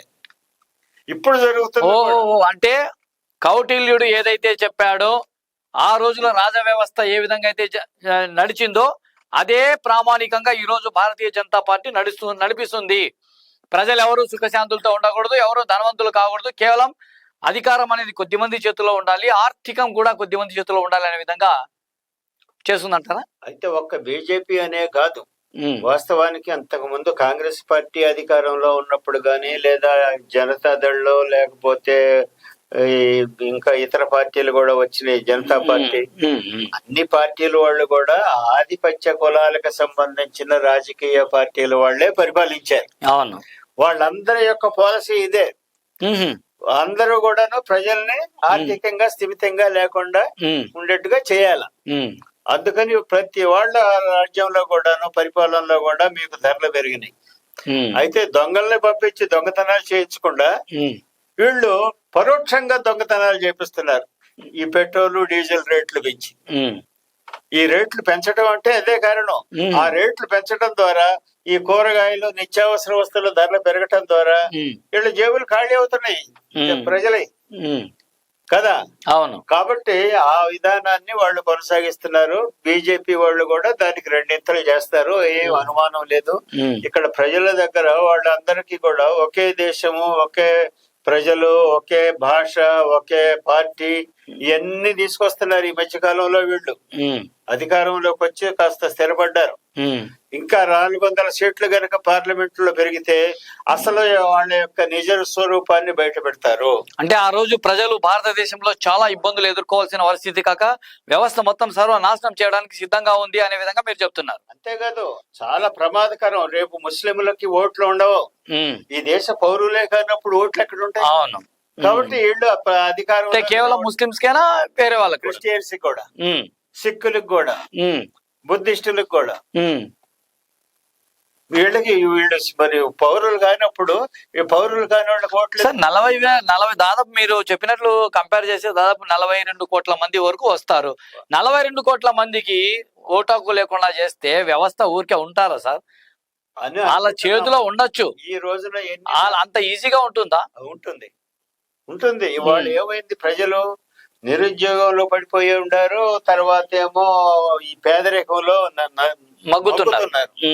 మరి ఇలాంటి పరిస్థితిలో ఉన్నటువంటి వాళ్ళు తిరుగుబాటు చేయగలరా? అంటే నిర్వీర్య వ్యవస్థలో ఉన్నారు కాబట్టి మాకెందుకులే అని స్తబ్దత పాటిస్తారని మీరు చెప్తున్నారు. ఇది విదేశాల్లో అయినట్టయితే నిజంగా తిరుగుబాటు వచ్చేది. అవును. కానీ ఇక్కడ ఈ తిరుగుబాటు రాకుండా ఈ మనువాదాన్ని బుర్రలోకి ఎక్కించుంటారు. ఆ మనువాదం అనే దాంట్లో పడిపోయి వీళ్ళు తిరుగుబాటు చేసే ప్రసక్తే లేదు. కాబట్టి వీళ్ళని ఎడ్యుకేట్ చేయటం అనేది చాలా కష్టం. వీళ్ళల్లో పైగా ఈ రోజున ఈ శూద్రులకు సంబంధించినటువంటి బీసీల్లోనే ఎక్కువ మంది మనువాదంలో ఉన్నారు. అవును. వాళ్ళు ఎంత చదువు, వాళ్ళకి చదువు రాదు. అంటే వాళ్ళుగా మేము వాళ్ళకు బానిసలని ఒప్పుకుంటున్నట్లా అప్పటికి ఒప్పుకొని వాళ్ళ కోసం మేము పనిచేస్తాము బానిసత్వం అనుకోవటంలా, వాళ్ళు అనుకోవట్లేదా. అంటే వాళ్ళకు వాస్తవం చెప్పాలంటే సో భారతీయ జనతా పార్టీ విధి విధానాల గురించి, ఆర్ఎస్ఎస్ యొక్క సో లోగుట్టు గురించి వాళ్ళకి పూర్తి స్థాయి ఏమాత్రం తెలియదు కాబట్టి హిందూ అనగానే వీళ్ళు మా వాళ్ళే అని సంకనెత్తుకుంటున్నారు, భుజాల మీద ఎక్కించుకుంటున్నారు అంటున్నారా మీరు? వీళ్ళకి కొన్ని వేల సంవత్సరాల నుంచి చదువుకు దూరం అవటం వలన వీళ్ళకి చరిత్ర తెలియలే. ఆ చరిత్ర ఇప్పుడు వీళ్ళకి కొత్తగా ఉంటుంది మనం చెప్తే. అవునవును. మీరు ఇట్లాగే చెబుతారులే, ఆ రామరాజ్యంలో ఇట్లా వెలిగిపోయింది అట్లా వెలిగిపోయింది అంటాడే గాని అదంతా ఒకటి కల్పితవరా బాబు. అప్పుడు అసలు కులాలు లేవంటే ఒప్పుకోడు. ఇవాళ నేను మా ఇంటి చుట్టూతా ఉండేటటువంటి మన సోదరులే ఉంటారు, వాడు పేదరికంలో ఉంటాడు, మనం ఏది చెప్పినా వింటాడు, కానీ కులం లేదురా బాబు అంటే ఏంటి సార్ మీరు అట్ట అంటారు. అసలు మనిషి పుట్టినప్పటి నుంచి ఉందట ఈ కులం. ఏ దేశంలో లేని కులము ఈ ఒక్క దేశంలోనే ఉంది. ఎందుకుందంటే మన దేశం ప్రత్యేకత అంటాడు. అంత ఇదిగా స్ట్రాంగ్ గా వీళ్ళ మెదళ్ళకి సంకెళ్ళేశాడు. ఏదైనా మనం విడుదల చేయొచ్చు కానీ బానిసత్వం నుంచి ఈ మెదడుకేసిన సంఖ్యలను గనుక పగలగొట్టకపోతే, విడదీయకపోతే ఈ ప్రజలు అజ్ఞానంలో ఉంటారు. మరి మెజారిటీ ప్రజలు ఈ అజ్ఞానంలో ఉన్నారు కాబట్టి వాళ్ళు మత ఛాందస భావాలకి. ఇప్పుడు ఉదాహరణకి అయోధ్యలో రామాలయం కట్టాడు, రైట్. ఆ రామాలయం కడితే వీడికి బ్రతుకు, వీడి కొనుగోలు శక్తి ఏమన్నా ఒక్క రూపాయి పెరుగుద్దా? పెరగదు. ఇప్పుడు బీసీలు మాకు కులగణన చేయమంటున్నారు. వీళ్ళు ఎక్కువ మంది రామ భక్తులే, రామాయణాన్ని నమ్ముతున్నాళ్లే, రాముడిని నమ్మేవాళ్లే, వీళ్ళు జై శ్రీరామ్ అనేవాళ్లే. మరి వీళ్ళకి జనగణన ఎందుకు చేయటం లేదు? అంటే జై శ్రీరామ్ అనడంలో తప్పులేదు సార్. నేను కూడా చెప్తాను, ఒక ముస్లిం అవండి కూడా నేను కూడా జై శ్రీరామ్ అంటాను, తప్పేముంది అను. కానీ ఆ శ్రీరాముడు మా సొంతం అనేటటువంటి ఈ పార్టీ వాళ్ళు ఆ దానికి ఒప్పుకుంటారు కానీ వీడి కులగణన చేయడానికి ఒప్పుకోరు. వీడికి ప్రాతినిధ్యం కలిగి జనాభా. ఒక నిమిషం, ఇక్కడ దేవునికి, రాజ్యాంగ వ్యవస్థకు, పరిపాలనకు, దేవుళ్లకు, ప్రార్థనా మందిరాలకు సంబంధం ఏంటి? ఎందుకు భారతీయ జనతా పార్టీ సో రాజకీయ వ్యవస్థను దేవునితో ముడిపడి సెంటిమెంట్లు వాడుకుంటుంది? ఇది నాకు క్లారిటీ ఇవ్వండి సార్. ఎందుకంటే వాళ్ళు ధరలు తగ్గించలేకపోతున్నారు, ఈ ప్రజల యొక్క జీవన ప్రమాణాలు పెంచలేకపోతున్నారు, వీళ్ళ ఆరోగ్యం గాని విద్య గాని కల్పించలేకపోతున్నారు. వీళ్ళ వైఫల్యాలన్నీ ఈ రకంగా ఉంటాయి. ఏ రంగం తీసుకున్నా సరే వీళ్ళకి వైఫల్యాలు ఉన్నాయి. ఆ వైఫల్యాలను కప్పిపుచ్చుకోవడానికి ఈ స్లోగన్ తీసుకొస్తున్నారు మతం. అంటే ప్రజలను, సెంటిమెంట్లను అడ్డు పెట్టి వాళ్ళు చేస్తున్న నష్టం వాళ్లకు తెలియకుండా కేవలం ఛాందసవాదాన్ని పెంచుకొని మన మతానికి ఏదో జరగబోతుంది, దానికి కారణం వీళ్ళే, దీన్ని రక్షించే వాళ్ళు వీళ్ళే అని చెప్పి వాళ్ళకి సపోర్ట్ చేస్తున్నట్లుగా మీరు మాట్లాడుతున్నారు కాదా? ఇప్పుడు చూడండి, రాష్ట్ర విభజన జరిగింది మనకి. ఆ రాష్ట్ర విభజనకు సంబంధించినటువంటి విభజన నియమాలు ఉన్నాయి. ఆ విభజన నియమాలు ఏమన్నా పాటిస్తున్నారా? ఎవరు పాటించలే, ఎవరికి తెలియదు కూడా. పాటించగల ఆడేదో లీడర్ వచ్చేదన్నా చెప్పగానే వాళ్ళ వెనక జయ అంటారు, వాళ్ళ వెంట తిరుగుతున్నారు తప్ప అందులో ఏముంది అనేది ఎవ్వడూ ఆలోచించట్లే. ఇప్పుడు మనకి రాష్ట్ర రాజధాని నిర్మించడానికి కేంద్ర ప్రభుత్వం సహాయం చేయాలి ఆర్థికంగా. అవును, అది చేయట్లా. ప్యాకేజ్ ఇచ్చింది. ఇప్పుడు విశాఖపట్నం స్టీల్ ప్లాంట్ ప్రైవేట్ వాళ్ళకి అమ్మేశారు. మరి ఇక్కడ రైల్వే ఇండస్ట్రియల్ కారిడార్, ఇంత విశాలమైనటువంటి సముద్ర తీర ప్రాంతం ఉన్న రాష్ట్రం ఏదేది లేదు దేశంలో. బోర్డు అంత వ్యాపారం ఈ సముద్ర సంపద మీద చేసుకోవచ్చు, చాలా చేయొచ్చు, కానీ చేయటంలా. మరి ఇవేమి చేయకుండా ఈ వైఫల్యాలే కదా. ఈ వైఫల్యాలను మాటలు దీన్ని పక్కకు పెట్టేసి దీన్ని మైమర్మిస్తూ మనకి వాడు రామాలయం కట్టాను, మీకు అది చేస్తాను ఇది చేస్తాను రండి అంటాడు. రాముడు అంటే ఇష్టమే వీళ్ళకి కూడా, శ్రీరాముడు అంటే మాకు ఇష్టం. పరిపాలన అంటే ఎలాగుండాలి అంటే, సుపరిపాలన అంటే సామాన్యుడి యొక్క కొనుగోలు శక్తి పెరగాలి.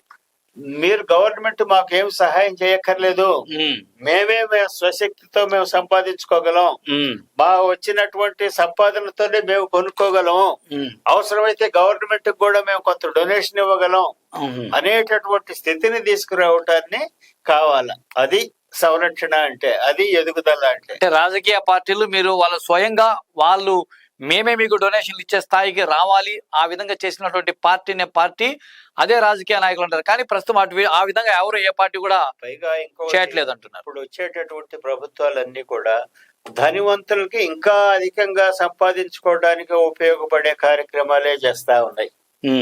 ఇప్పుడు ఉదాహరణకి ఇక్కడ ఫ్లైఓవర్ వేశారు. హైదరాబాద్ లో చూస్తే ఆ ఫ్లైఓవర్ మీద మామూలు వాళ్ళ ధనవంతుల యొక్క కార్లు గీర్లు ఇవి పోతాయి, కానీ సామాన్యుడు ప్రయాణం చేసే ఆర్టీసీ బస్సులు పోనివ్వరు. ఆర్టీసీ బస్సు కింద నుంచి పోవాల్సిందే. అది కూడా ఉందా ఇక్కడ? మరి సామాన్యుడు ప్రజల యొక్క డబ్బుతోనే కదా, ట్యాక్సులు కడితేనే కదా ఈ ఫ్లైఓవర్లు కట్టింది.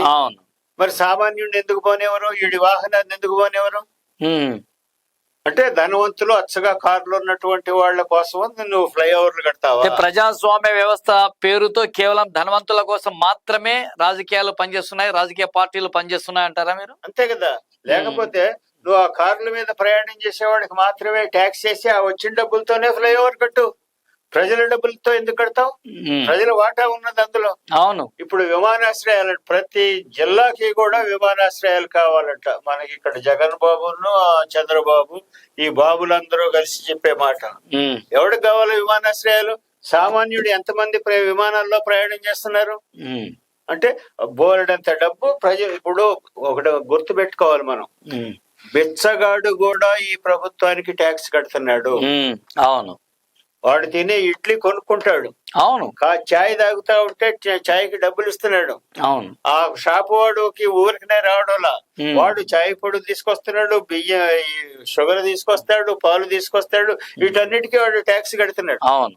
ఆ ట్యాక్స్ ఎక్కడి నుంచి వాడు జేబులో వచ్చి కడుతున్నాడా? ఇదిగో ఈ కస్టమర్ దగ్గర నుంచి వసూలు చేస్తాడు. అంటే అర్థమైంది, బిచ్చగాడు కూడా ఈ దేశానికి ట్యాక్స్ కడుతున్నాడు, ఈ ప్రభుత్వానికి ట్యాక్స్ కడుతున్నాడు. భారతదేశంలో ఉన్న ప్రతి పౌరుని భాగస్వామ్యము రాజ్యపాలన జరగడంలో ఉంది. అంటే ముఖ్యమంత్రి, ప్రధానమంత్రి, గవర్నర్, రాష్ట్రపతి తీసుకునేటటువంటి జీతంలో కూడా వాళ్ళు ఖర్చు పెట్టే దాంట్లో కూడా బిచ్చగాని పర్సెంటేజ్ కూడా ఉంది. ఒక్కరి ట్యాక్స్ ఉన్నది. చాలా మంది అనుకుంటారు ట్యాక్స్ అంటే ఏదో హై లెవెల్లో ఇండస్ట్రియలిస్టులు, ఉద్యోగస్తులు, వాళ్ళు ఇన్కమ్ ట్యాక్స్ కట్టేవాళ్ళు వాళ్ళు మాత్రమే ట్యాక్స్ కడుతున్నారు అనుకుంటున్నారు. ఖాళీ కాదు, ప్రతి వాళ్ళు కూడా ఎవరి స్థాయిలో వాళ్ళు ట్యాక్స్ కడతానే ఉన్నారు. వాస్తవానికి వాళ్ళు మనకి అదానీలు, అంబానీలు వాళ్ళు కట్టేటటువంటి ట్యాక్స్ కన్నా మిగతా సామాన్య జనం బిలో పవర్టీ లెవెల్లో ఉండే వాళ్ళు కట్టే ట్యాక్స్లే ఎక్కువ. జనాభా శాతం ఎక్కువ కదండి. దాదాపు 140 కోట్ల పబ్లిక్ లో. సో డైలీ ఎంతమంది బిచ్చగాళ్ళు ఉన్నారు, ఎంతమంది కడుతున్నారు? మీరు, నేను, చాలా మంది. కాబట్టి మనకి కావాల్సింది ఏంటి అంటే సామాన్యులకి వాళ్ళ జీవన ప్రమాణాలు పెంచడానికి, వాళ్ళ యొక్క కొనుగోలు శక్తిని పెంచే కార్యక్రమాలు చేయటమే ప్రభుత్వాల యొక్క ధ్యేయంగా ఉండాలి. అందుకే కదా రాజ్యాంగాన్ని నిర్మించారు, ప్రజాస్వామ్యాన్ని తీసుకొచ్చారు, ఓటు హక్కును మీకు కల్పించారు. అదే విధంగా బాబాసాహెబ్ ఈ రాజ్యాంగంలో రాసినటువంటి ఈ ప్రాథమిక హక్కులతో పాటుగా ఆదేశిక సూత్రాలు కూడా ఆదేశిక సూత్రాలు కంపల్సరీగా అమలు చేయాలనే రూల్ ఏమి లేదు. అయితే సమసమాజ నిర్మాణం కోసం, పేదరిక నిర్మూలన కోసం ఇదిగో ఇవి చేస్తే బాగా ఉంటుంది, ఇది కూడా చేయాలి, అప్పుడే మీకు సామాజిక న్యాయం వస్తుందని చెప్పి ఆ సూత్రాలు రాశాడు. ఆ ఆదేశిక సూత్రాల్లో ఉన్నదే ఈ దేశంలో వచ్చే సృష్టించబడేటటువంటి సంపదని సమంగా పంపిణీ చేయటం అనే భాగం వచ్చింది. ఇది ఎప్పుడో మన్మోహన్ సింగ్ ప్రధానమంత్రిగా ఉన్నప్పుడు చెప్పాడట. అవును. ఇప్పుడు ఆ మిగతా అన్ని కూడా తీసేసి ఈ సంపదను పంచుతాడంట ప్రచారం చేస్తున్నాడు. సో ఏదైతే మన రాహుల్ గాంధీ గారు చెప్పారో, సో దానికి వ్యతిరేకంగా సో ఆ సంపదని, హిందువులు సంపాదించిన సంపదను తీసుకొని ముస్లింలకు, క్రిస్టియన్లకు పంచేస్తానని చెప్పి చెప్తున్నాడని చెప్పి ప్రచారం చేస్తున్నారు. వాస్తవానికి మీరు ఏదైతే చెప్పారో, ఆదేశిక సూత్రాల్లో ఏదైతే పొందుపరిచారో ఆ విధంగా ఆయన మాట్లాడాడు. ఎందుకంటే రాహుల్ గాంధీ అనేటటువంటి వ్యక్తి చదువుకున్న వ్యక్తి. ఇక్కడ చదువు లేదు, మత ఛాందసాన్ని నింపితే అటువంటి వారంతా అతనికి సైన్యంగా తయారైపోయి ఎదురు తిరుగుతారనే విధంగా మోడీ గారు చాలా తెలివితో సంపదను తీసుకొని ముస్లింలకు, క్రిస్టియన్లకు పంచుతానని ప్రచారం చేస్తున్నాడని వైరల్ చేస్తున్నారు. ఇది గుర్తించాలి మీరు. ఇంకో విషయం సార్, సో ఇప్పుడు జరగబోతున్నటువంటి సార్వత్రిక ఎన్నికలలో సో బీజేపీ గతంలో మతం కార్డును వాడింది. సో డెవలప్మెంట్ కూడా చేస్తామని చెప్పింది. మతం కార్డుతో పాటు భారీ స్థాయిలో డెవలప్మెంట్ చేస్తానని 15 లక్షలు ప్రతి ఒక్కరి అకౌంట్ కు వేస్తానన్నారు. అదే విధంగా పెట్రోల్ 30 రూపాయలు 35 రూపాయలు తీసుకొస్తాను అని చెప్పారు. సో దీని వెంట చివరికి కాషాయ డ్రెస్సులు వేసుకున్న వాళ్ళు కూడా బీజేపీ తరఫున భయంకరమైనటువంటి ప్రచారాలు చేశారు. సినిమా యాక్టర్లు ప్రచారాలు చేశారు, కార్పొరేట్ సెక్సులు చేశారు. వీళ్ళంతా ఎందుకు ఈ రోజు మోడీ వైఫల్యాన్ని ప్రశ్నించకుండా ఇంకా ఆకాశానికి ఎత్తుతున్నారు? అంటే వీళ్ళకి అక్కడ మోడీ అనేవాడు ఒక రాచరిక వ్యవస్థలో నియంత ఎలాగో, జర్మనీలో హిట్లర్ ఎలాగో ఆ నియంత్రణ పోకడలో పోతున్నాడు. ఇక్కడ ఉండేటటువంటి రాజకీయ శక్తులు ఉన్నాయే, అధికారంలోకి వచ్చిన వాళ్ళు, దిగిపోయిన వాళ్ళు, ఇప్పుడు అధికారంలో ఉన్నవాళ్ళు, వీళ్ళందరూ కూడా అవినీతి పరులే. అవినీతి లేకుండా ఎవరు లేరు. వీళ్ళందరి జాతకాలు ఫైల్ రూపంలో మోడీ దగ్గర ఉన్నాయి. అందుకని చెప్పి మోడీకి భయపడుతున్నారు. మోడీ ఏం చెప్తే అది చేయాలి వీళ్ళు, లేకపోతే వీళ్ళు అరెస్టులు అవుతారు. ఏమి లేదు, అవినీతి పరులందరినీ కూడా బీజేపీలో చేర్చుకుంటే వాళ్ళు చేరితే పవిత్రులు అయిపోతారు. మీరేమో వేరే పార్టీకి సంబంధించిన వాళ్ళు అతని పార్టీలో చేస్తే, బీజేపీలో చేస్తే పవిత్రులు అయిపోతున్నారు అంటున్నారు. కానీ ఒకసారి బీజేపీ హిస్టరీలో అంటే అక్కడ ఉన్నటువంటి ఎంపీలు, ఎమ్మెల్యేలను, సో ముఖ్యమంత్రులను వాళ్ళ చరిత్రను తీస్తే చాలా మంది నేరగాళ్ళు, కఠినమైనటువంటి నేరాలు చేసిన వాళ్ళు కూడా మంత్రి పదవుల్లో ఉన్నారు, ఎంపీలుగా ఉన్నారు, ముఖ్యమంత్రులుగా ఉన్నారు, ఎమ్మెల్యేలుగా ఉన్నారు. మరి వారి మీద ఎందుకు తాను ఈడీని ప్రయోగించాడు? వాళ్ళకి కావాల్సింది అదే.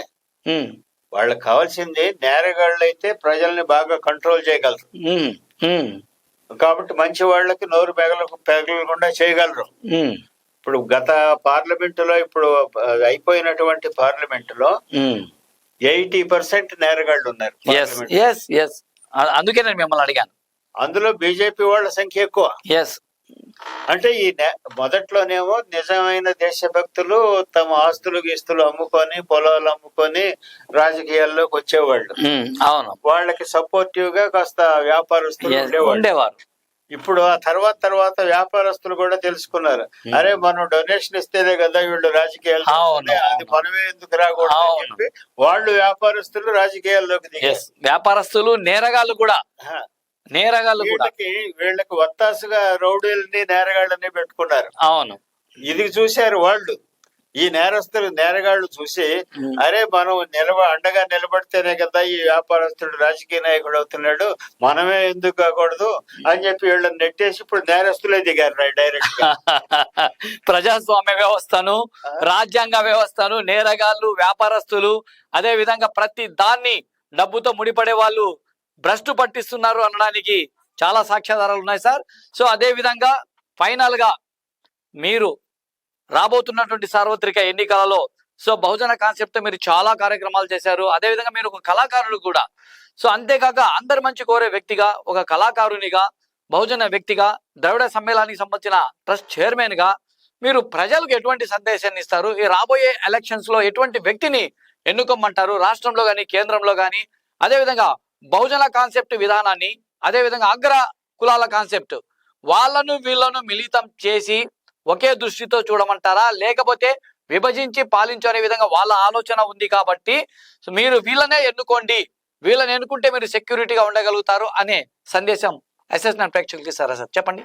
ఇక్కడ మన ప్రజాస్వామ్య దేశం, ఇక్కడ ఉన్నటువంటి రాజకీయ పార్టీలు అన్ని కూడా మనం గుర్తుపెట్టుకోవాల్సింది ఏమిటంటే, రాజకీయ పార్టీలు అన్ని కూడా ఆధిపత్య కులాలకు సంబంధించిన, ధనిక వర్గాలకు సంబంధించిన, మనువాదానికి సంబంధించిన, అంటే ఈ బ్రాహ్మణవాదం, దీన్ని దీనికి సంబంధించినటువంటి వాళ్ళు రాజకీయ పార్టీలు పెట్టుకుంటున్నారు. ఇప్పుడు అన్ని రాజకీయ పార్టీల్లో కూడా ఇదే. ఏ ఒక్క రాజకీయ పార్టీలో కూడా ఎక్సెప్ట్ బిఎస్పి ఎవరు కూడాను ఆధిపత్య కులాలకు సంబంధం లేనటువంటి వాళ్ళు పార్టీ నడపడంలో. కాబట్టి వాళ్ళ ఉద్దేశం ఎంతసేపటికి ఎలా ఉంటుందంటే, తాము పరిపాలనలోకి రావాలా, తాము దోచుకోవాలా. ఎందుకంటే మనువాదానికి, స్వార్థానికి ఎక్కువ లింక్ ఉంది. మనవాదానికి, స్వార్థానికి లింక్ ఉంది అని మీరు అంటున్నారు. ఏ విధంగా సార్? స్వార్థం అంతా వాళ్ళదే, అవినీతి పరులంతా వాళ్ళే. రాజకీయాల్లో ఎక్కువ అవినీతి చేయొచ్చు, బయట వ్యాపారస్తులు చేసే అవినీతి కన్నా కూడా రాజకీయ పార్టీల్లో ఉంటూ, మంత్రులుగా ఉంటూ, ఇప్పుడు సీట్లు కొనుక్కుంటున్నారు దేనికి? 100 కోట్లు పెట్టి సీటు కొనుక్కుంటున్నారు పార్లమెంట్ సీట్లు. అది తక్కువ నేను చెప్పేది. ఇంకా ఎక్కువ అమౌంట్ కూడా ఖర్చు పెడుతున్నారు సీటు కొనుక్కోవడానికి. ఇక్కడ ఒక మంచి పాయింట్ సార్, మీరు మంచి పాయింట్ లోకి వచ్చారు. యాక్చువల్ గా నేను ఇక్కడ స్టాప్ చేద్దాం అనుకున్నాను. మీరు ఒక పార్టీలో ఎమ్మెల్యేగా గెలిచిన వ్యక్తి ఇంకో పార్టీకి అమ్ముడుపోతున్నాడు. ఖచ్చితంగా అధికారం ఉంటే తప్ప నేను ఉండలేను, నాకు అధికారం కావాలి, అధికార పార్టీలోనే నేను ఉండాలి అనే విధంగా ఉంటున్నాడు. ఇంకా రాజకీయ వ్యవస్థకు, రాజ్యాంగ వ్యవస్థకు అసలు ఎక్కడ విలువిస్తున్నారు సార్ ఎవరు? రాజ్యాంగ పీఠికకు, ఆయన రాజ్యాంగ పీఠికలో ఏమైనా ప్రమాణం చేస్తున్నారు? కుల మత రాగ ద్వేషాలకు అతీతంగా భారతీయ దేశ పౌరుడైనటువంటి నేను, సో అందరి ఆకాంక్షిస్తూ కుల మతాలకు అతీతంగా నేను సమాజ సేవకునిగా, ఒక కూలివానిగా మీకోసం పనిచేస్తానని చెప్పి ఈ రోజు ఏ పార్టీ అధికారంలోకి వచ్చి ఆ పార్టీలోకి జంపు జిలానీలలో మారిపోతున్నారు. ఏంటి సార్ ఈ వ్యవస్థ? ఈ వ్యవస్థ అంటే రాజ్యాంగం అంటే ఏమిటో, రాజ్యాంగంలో మూల సూత్రాలు ఏమిటో తెలిసినటువంటి వాళ్ళు ఒక్కళ్ళు కూడా లేరు. ఇప్పుడంతా వ్యాపారస్తులు, మనధర్మాన్ని పాటించేటటువంటి వ్యాపారస్తులు, ఆధిపత్య కులాలు, పెత్తందారి వాళ్ళు వీళ్ళంతా. వాళ్ళకి రాజ్యాంగంతో పనిలే. ఎవడు అధికారంలో ఉంటే రేపు ఎలక్షన్ అయిన తర్వాత చూడండి, అధికారంలోకి ఎవడొస్తే ఆ అపోజిషన్ లో వాళ్ళందరూ మళ్ళా గ్యారంటీ లేదు. ఇవాళ రాసి ఇవ్వమనంటే కాగితం మీద, మీరు ఇప్పుడు ఎలక్షన్ టైం కదా, మీరు ఇంటర్వ్యూలు చేయండి అయ్యా, మీరు గెలిచిన తర్వాత మీరు అపోజిషన్ లో ఉన్నారు అనుకుందాం, అధికార పార్టీలోకి వెళ్లకుండా ఉంటారా? ఆ విధంగా ఎవరూ లేరండి. అధికారం ఖచ్చితంగా కావాలి అంటున్నారు.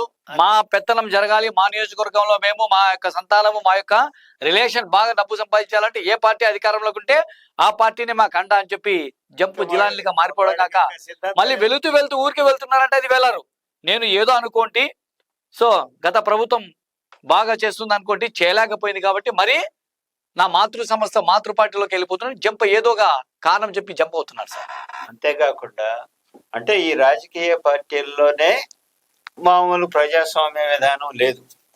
ఇప్పుడు ఈ ప్రాంతీయ పార్టీలు మరీ దారుణం. ఆ అధికారం ఇది ప్రైవేట్ లిమిటెడ్ కంపెనీలుగా తయారైంది. ఆ అధినాయకుడు ఏది మామూలుగా ప్రజాస్వామ్యంలో ఒక కమిటీలు ఉంటాయి, కమిటీలో ఒక పాయింట్ తీసుకొని చర్చించుకొని ఇదిగో ఈ పద్ధతిలో పోదాము అని చెప్పి ఒక విధానం ఉంటుంది. ఇక్కడ ఏమిలే, నాయకుడు ఏది నిర్ణయిస్తే అదే పాటించడమే. మరి ప్రైవేట్ లిమిటెడ్ అంటే అధినాయకుడు ఏది అయితే అది నిజమా కాదా, వాస్తవమా కాదా అని లేదు, ఆయన శాసించి మీరు ఇది చేయండి అంటే చేయాల్సిందే. ఇప్పుడు మన ఎలక్షన్ లో కూడా ఈ క్యాండిడేట్స్ సెలక్షన్ ఎలా జరుగుతా ఉన్నది? ఎవరు కమిటీలు ఏమన్నా నిర్ణయిస్తున్నాయా? లేదు. నాయకుడే సరే నువ్వు ఉంటే ఇక్కడ ఉండలేదు, నువ్వు ఇక్కడి నుంచి అక్కడ మారు. ఈ మార్పులు చేర్పులు ఎవరు క్యాండిడేట్ గా ఉండాలి ఏమిటి ఒక్కడే నిర్ణయిస్తున్నాడు. అది ప్రజాస్వామ్య విధానమా? కాదు. ప్రజాస్వామ్య విధానంలో ఇంకోటి కూడా ఉన్నది. ఇది కులాల సమాజం మంది. అవును. అది కులాల సమాజం ఉన్నప్పుడు అన్ని కులాలకి కూడా సముచిత స్థానం ఇవ్వాలి, ప్రపోర్షనేట్ గా స్థానం కల్పించాలి అన్ని రంగాల్లో అని మహాత్మా జ్యోతిరావు పూలే ఆనాడే బ్రిటిష్ వాళ్ళతో పోరాటం చేశాడు. అవును. మరి ఇక్కడ ప్రజాస్వామ్యమే కదా ఈ పార్టీలు. అన్ని కులాల వాళ్ళు ఉన్నారు కదా, అన్ని కులాల వాళ్ళకి వాళ్ళ ప్రాధాన్యత వాళ్ళ లెక్క ప్రకారం వాళ్ళని ఇస్తున్నారా? ఎవరైనా ఇస్తున్నారా? ఇవాళ బీసీలు 50% పైన ఉన్నారు, ముస్లింలు 15% ఉన్నారు, 50% వీళ్ళు 15%. అంటే వీళ్ళ ఈ రెండు వర్గాలకే 65% సీట్లు రావాలి. ఎవరు ఇస్తున్నారు? ఏ పార్టీ ఇస్తున్నారు? ఏ పార్టీ కూడా ఇవ్వట్లేదు. అంటే ఏమిటి? వీళ్ళు ప్రజాస్వామ్య విధానాన్ని పాటించటం. అవును. ఫూలే గారి చెప్పిన నియమాన్ని పాటించడం. అవును. అంబేద్కర్ ఇచ్చినటువంటి ఓటు హక్కుని వీళ్ళని ఓటర్స్ గా తీసుకుంటున్నారే గాని, వీళ్ళ ఓట్లు కొనుక్కోవడానికి ఆకర్షణలు పెడుతున్నారే గాని వీళ్ళకి ప్రాతినిధ్యం ఇవ్వటం రాజకీయ రంగం. మరి ఇటువంటి సమయంలో రాజకీయాలు ఎలా ఉండాలి అని మీరు అంటున్నారు? ఫైనల్ గా రాజకీయ వ్యవస్థ ప్రక్షాళన అవసరం ఉందా లేదా? ఎవరు అధికారంలో చేపట్టాలి? బహుజనుల లేకపోతే అగ్రవర్ణ కులాల? ఎవరికి ఆధిపత్యం ఉంటే, ఆధిపత్యం అనకూడదు, రాజ్య పాలన చేతుల్లో ఉండాలని మీరు అంటారు సార్? దానికి నేను సమాధానం చెప్పే ముందు ఇంకొక విషయం చెప్పాలా. మన భారత రాజ్యాంగం 1950 జనవరి 26న అమల్లోకి వచ్చింది. రాజ్యాంగం అంటే గణతంత్ర వ్యవస్థ. దాని యొక్క ఉద్దేశం ఏమిటి? గణతంత్ర వ్యవస్థ యొక్క ఉద్దేశం ఏంది? ఇక్కడ ప్రభువులు లేరు, పాలకులు లేరు, ప్రజలే ప్రభువు. పాలకులు సేవకులు మాత్రమే.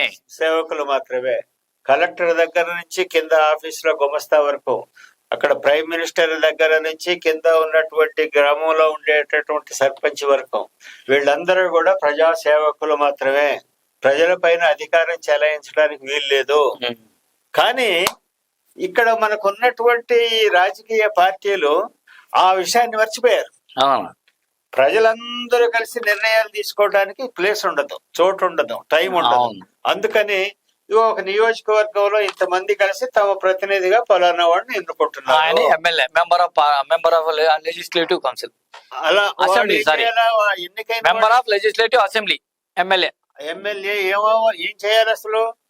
గవర్నమెంట్ ఏదన్నా నిర్ణయం తీసుకుంటా ఉంటే, లేక తన పార్టీ ఏదన్నా నిర్ణయం తీసుకుంటా ఉంటే, తన ఓటేసినటువంటి ప్రజల అందరితో చర్చించి, ఇదిగో పార్టీ ఇలా అంటా ఉన్నది, ఏం చేద్దాం, మన యొక్క ఏకాభిప్రాయం ఏమన్నా వస్తుందా, లేకపోతే మన అభిప్రాయాలు ఏమైనా ఉన్నాయా, లేదా దాన్ని ఏమన్నా మనం వ్యతిరేకించాలా అని ప్రజల యొక్క అభిప్రాయాలు తీసుకొని, మెజారిటీ ప్రజల అభిప్రాయాలు తీసుకొని వాడు తన పార్టీలోకి వెళ్ళిన తర్వాత మా వాళ్ళు ఈ రకంగా నిర్ణయించారు అని చెప్పాలి.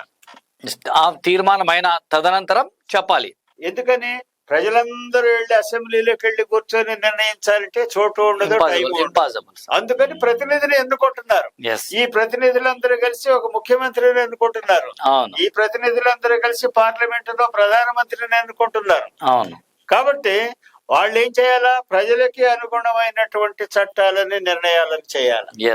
అలా చేయకుండా ప్రభువులు ఎప్పుడైతే ఆ పదవిలోకి వస్తాడో వాడు నేను డిక్టేటర్ అనుకుంటున్నాడు.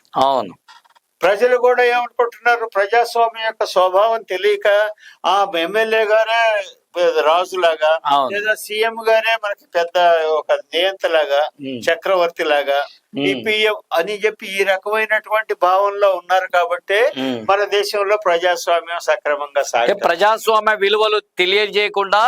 సో ఈ రోజు మీరైతే చెప్తున్నారు సార్, ఒక సామాన్యుడు ఒక ఎంఆర్ఓ ఆఫీస్కి వెళ్ళి ఎంఆర్ఓ కావాలంటే ఎన్నిసార్లు తిప్పుకుంటారు సార్?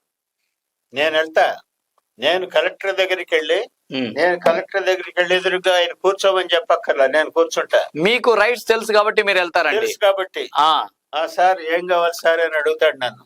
పబ్లిక్ బాగా తెలుసుకోండి ఎందుకు ఈ పాయింట్ ఇక్కడ రైజ్ అయిందంటే, మీరు ప్రజాస్వామ్య వ్యవస్థలో చట్టాల గురించి మీకు తెలిసే చట్టాలు, భారత రాజ్యాంగం మీకు ఏం పవర్ ఇచ్చిందని తెలుసుకుంటే, ఏదైతే సార్ చెప్పాడో మీరు ఎవరినైనా సరే ప్రశ్నించవచ్చు, ఏ స్థలంలోనైనా సరే కూర్చోవచ్చు. ఎందుకంటే పాలకులు మీకు సేవకులు అని చెప్పి ఒక్కసారి మురళీకృష్ణ గారు గుర్తుకు చేస్తున్నారు. చెప్పండి సార్. అవును, కలెక్టర్ అయినా సరే, ప్రైమ్ మినిస్టర్ అయినా సరే, నాకు ఫలానా ఇన్ఫర్మేషన్ కావాలా అంటే నాకు చెప్పాలా, నాకు ఫలానా విషయంలో న్యాయం జరగాలంటే చెయ్యాలా.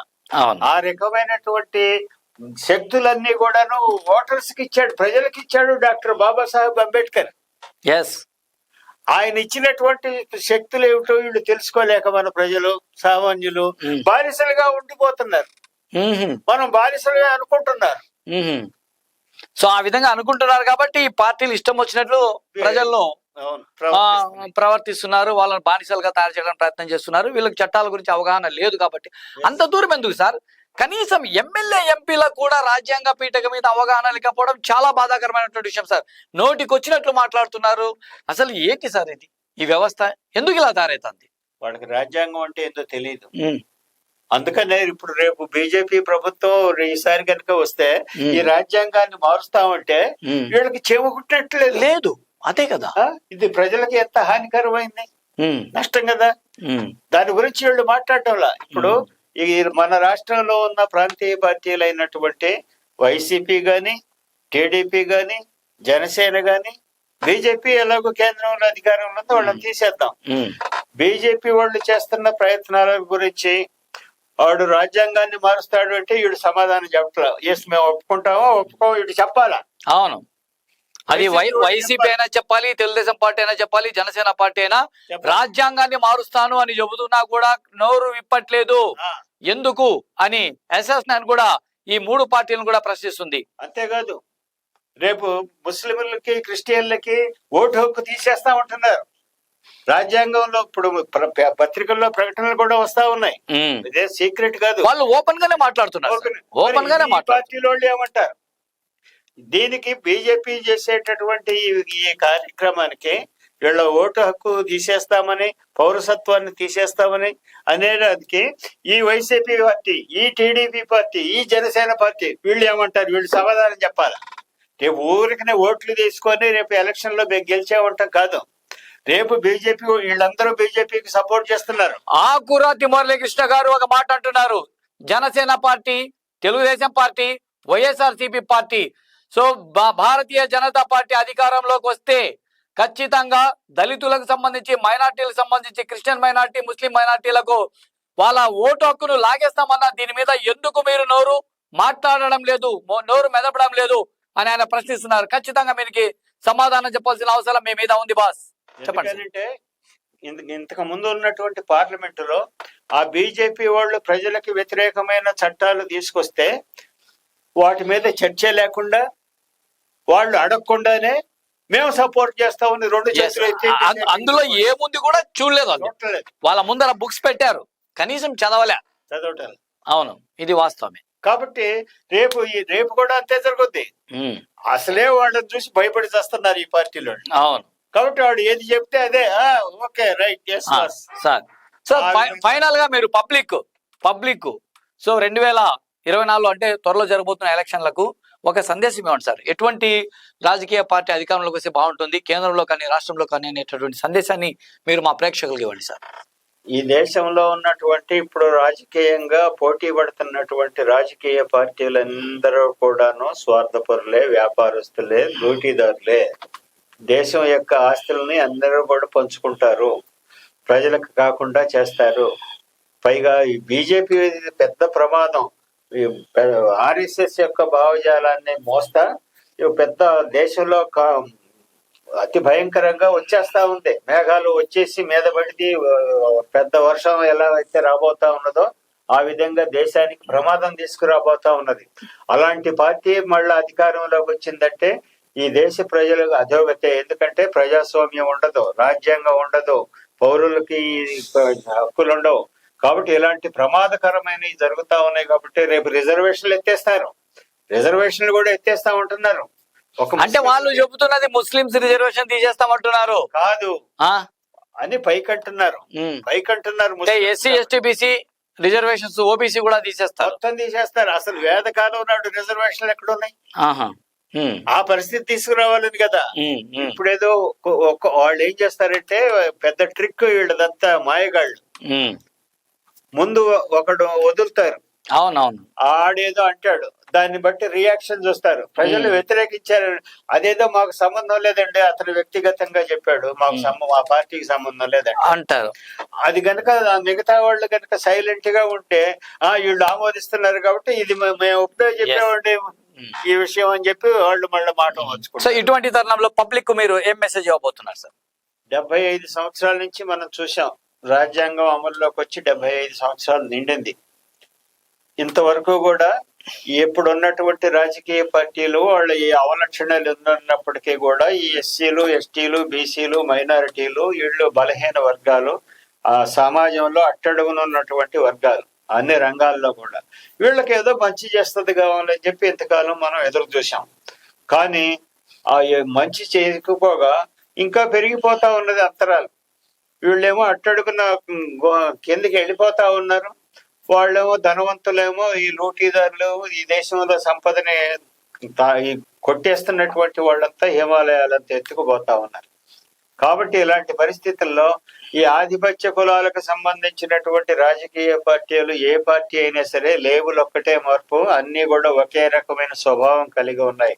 కాబట్టి దీనికి విరుగుడు ఏమిటయ్యా అంటే ఎవరైతే బాధితులో, ఎవరైతే ఈ హీనంగా చూడబడుతున్నారో, అవమానాలకు గురవుతున్నారో వీళ్ళందరూ కలిసి ఐకమత్యంగా వీళ్లే బహుజనులు. మా బహుజనులు అంటే ఎస్సీ, ఎస్టీ, బీసీ, మైనారిటీలు అనే కాదు, అగ్రకులాల్లో కూడాను పేదవాళ్ళు ఉన్నారు. వాళ్ళకు కూడా నష్టాలే జరుగుతున్నాయి, వాళ్ళకి కష్టాలు వస్తా ఉన్నాయి. కాబట్టి ఈ పేద వర్గాలు ప్లస్ బహుజనులు వీళ్ళందరినీ కలిసి వీళ్ళు స్వతంత్రంగా ఒక ప్రత్యామ్నాయ రాజకీయ పార్టీని మహాత్మా జ్యోతిరావు ఫూలే, అంబేద్కర్ ఆలోచన, వీళ్ళందరి ఆలోచన విధానాలతో సిద్ధాంతపరమంగా ఒక పునాది కలిగినటువంటి ఒక రాజకీయ పార్టీని ఏర్పాటు చేసుకొని అసలైన ప్రజాస్వామ్య పద్ధతుల్లో కనుక పోటీ చేసి ఈ అధికారంలోకి వస్తే తప్ప ఈ పేద వర్గాలకి ఈ బహుజనులకి విముక్తి లేదు. ప్రస్తుతానికంటారా ఈ బీజేపీది పెను ప్రమాదం తీసుకొస్తా ఉన్నది. దాన్ని సమర్థిస్తా ఉన్నటువంటి స్థానికంగా ఉన్నటువంటి పార్టీలు కూడా దానికి అనుకూలంగానే ఉన్నాయి. వాళ్ళు ఏది అడిగినా కూడా ఓటీయటానికి సిద్ధంగా ఉన్నారు. రేపు వాళ్ళు తీవ్రమైనటువంటి చట్టాలు తీసుకొచ్చి ముస్లింలకి, క్రిస్టియన్లకి, ఆదివాసీలను కూడా ఇదే ప్రమాదం వస్తా ఉన్నది. ఈ బీసీలు, ఈ రిజర్వేషన్లు, ఈ అన్నిటినీ కూడా అసలు మనుగడకే ప్రమాదకరమైనటువంటి పౌరసత్వాన్నే తీసేయటానికి సిద్ధంగా ఉన్నటువంటి పరిస్థితుల్లో ఈ మన ప్రాంతీయ పార్టీలు కూడా బీజేపీకే మద్దతు ఇస్తున్నటువంటి తరుణంలో బీజేపీని వ్యతిరేకిస్తున్నటువంటి ఇండియా కూటమి, ఇప్పుడు గుడ్డిలో మెల్ల వాళ్ళే పెద్ద బెటర్ అని కాదు నా ఉద్దేశం. ఇండియా కూటమి, ఇండియా అంటే కాంగ్రెస్, సిపిఐ, సిపిఎం ఇలాంటి పార్టీలు ఉన్నాయి ఈ బీజేపీని వ్యతిరేకిస్తాయి. ఆ పార్టీలని పెద్ద నాయకుడా, చిన్న నాయకుడా, ఎక్కువ డబ్బులు ఇస్తున్నాడా, తక్కువ డబ్బులు ఇస్తున్నాడా ఓటుకునేటటువంటి అన్ని మర్చిపోయి ఆ పార్టీలకి ఈ బీజేపీని ఓడించడం అనేది తక్షణమైన అవసరం ఉన్నది ఈ దేశానికి. లేకపోతే ఈ దేశానికి భవిష్యత్తే లేదు. దీన్ని దృష్టిలో పెట్టుకొని ఈ ఇండియా కూటమికి ఎవరైనా సరే క్యాండిడేట్ ఎవరు అనేది చూడొద్దు. ఆ ఇండియా కూటమికి ఓటేసి ఇండియా కూటమిని గెలిపించుకోవాల్సినటువంటి అత్యవసరమైన పరిస్థితి ఏర్పడింది అని చెప్పి నేను తెలియజేస్తాను. ఇది ఆకురాతి మురళీకృష్ణ గారు తన మనసులో ఉన్నటువంటి భావాలను ఖచ్చితంగా ప్రజాస్వామ్య వ్యవస్థలో ప్రజలందరూ ఒకటే. సో ఇక్కడ హిందూ, ముస్లిం, క్రిస్టియన్, సిక్, ఇసాయి అనే తారతమ్యం లేకుండా ఎవరైతే పాలకులు ఉంటారో వాళ్ళు సేవకులు మాత్రమేనని తెలియజేసుకుంటూ, సో మతం ఉండాలి కానీ ఎందాక ఉండాలో అది మనసులో ఉండాలి తప్ప బజారు మీదకి, రోడ్ల మీదకి రాకూడదు అనే విధంగా చెబుతూ, సో బహుజనులు అనే కాన్సెప్ట్ తో, అదేవిధంగా అగ్రవర్ణ కులాలు అనేటటువంటి విభేదంతో ఇక్కడ మనం పరిశీలిస్తే చూస్తే జరుగుతున్నటువంటి పరిమాణాలను ఖచ్చితంగా భారతీయ జనతా పార్టీని పక్కన పెట్టండి, ఇండియా కూటమికి ఆదరించండి. ఎందుకంటే గుడ్డి కంటే మెల్లమేలు అనే విధంగా ఈ యొక్క ఇండియా కూటమి ఉంది కాబట్టి ఆ కూటమికి సపోర్ట్ చేయండి. లేకపోతే రాబోయే తరాల వారి భవిష్యత్తు ఉండదనే విధంగా ఆకురాతి మురళీకృష్ణ గారు చెప్పడం జరుగుతుంది. ఒక విషయం కూడా ఉన్నది, ఒక్క బీజేపీని ఓడించడమే కాదు, వాళ్లతో పొత్తుల్లో ఉండేవాళ్ళు, తొత్తుల్లో వాళ్ళని కూడాను ఓడించాల్సిన అవసరం ఉంది. ఓకే, సో వాళ్ళతో పొత్తుల్లో ఉండే వాళ్ళు వాళ్ళకు తొత్తులుగా వ్యవహరించే ఎవరైనా సరే, ఎందుకంటే బహుజన కాన్సెప్ట్ తో ముఖ్యంగా పని చేయాల్సిన అవసరం ఉంది కాబట్టి వాళ్ళు తెచ్చే నల్ల చట్టాల వల్ల సో భారతదేశంలో అనేక ఇబ్బందులకు గురి కావడానికి అవకాశం ఉంది. రాజ్యాంగ వ్యవస్థ భ్రష్టు పట్టి సర్వనాశనం కావడానికి అవకాశం ఉంది అనే విధంగా ఆకురాతి మురళీకృష్ణ గారు ఇక్కడ జరిగినటువంటి చిట్ చాట్ లో చెప్పడం జరిగింది. కాబట్టి పబ్లిక్ బి అలర్ట్, రాజ్యాంగ ప్రాతిపదికన రాజకీయాలు నడవాలి తప్ప రాజ వ్యవస్థలో నడవకూడదు అనేటటువంటి సందేశాన్ని ఇవ్వడం జరిగింది. ఇక్కడ హిందూ, ముస్లిం, క్రిస్టియన్, సిక్, ఇసాయి అన్నదమ్ముల్లా బాయిలా ఉండాలి, కులం గుర్తింపు కోసం, మతం మానవతంతో మెలగడం కోసం మాత్రమేనని సో మనసులో పెట్టుకొని కార్పొరేట్ శక్తులకు ఎవరైతే చేయూతనిచ్చేటటువంటి రాజకీయ పార్టీలు ఉన్నాయో వాళ్ళని పక్కన పెట్టండి. మత ఛాందసవాదంతో పెట్టరేగిపోతున్నటువంటి పార్టీలను కూడా పక్కన పెట్టండి. ఎవరైతే అందరూ మనము, మావారు అందరూ బాగుండాలి, అందులో మేముండాలి అనేటటువంటి కాన్సెప్ట్ తో పోయే రాజకీయ పార్టీలకే చేయూతనివ్వండి. ముఖ్యంగా భారతీయ జనతా పార్టీని ఖచ్చితంగా పక్కన పెట్టండి, ఇండియా కూటమికి సపోర్ట్ చేయండి అనే విధంగా ఆకురాతి మురళీకృష్ణ గారు చరిత్ర మొదలు వ్యవస్థ గురించి, వర్ణ వ్యవస్థల గురించి, అదే విధంగా ప్రస్తుత భవిష్యత్తు రాజకీయాల గురించి మాట్లాడడం జరిగింది. ఆయన ఈ రోజు మా స్టూడియోకి వచ్చి తన అమూల్యమైనటువంటి సలహాలు, సూచనలతో పాటు వ్యవస్థ గురించి మాట్లాడినందుకు ఆయనకు ప్రత్యేకమైన ధన్యవాదాలు. నమస్తే సార్.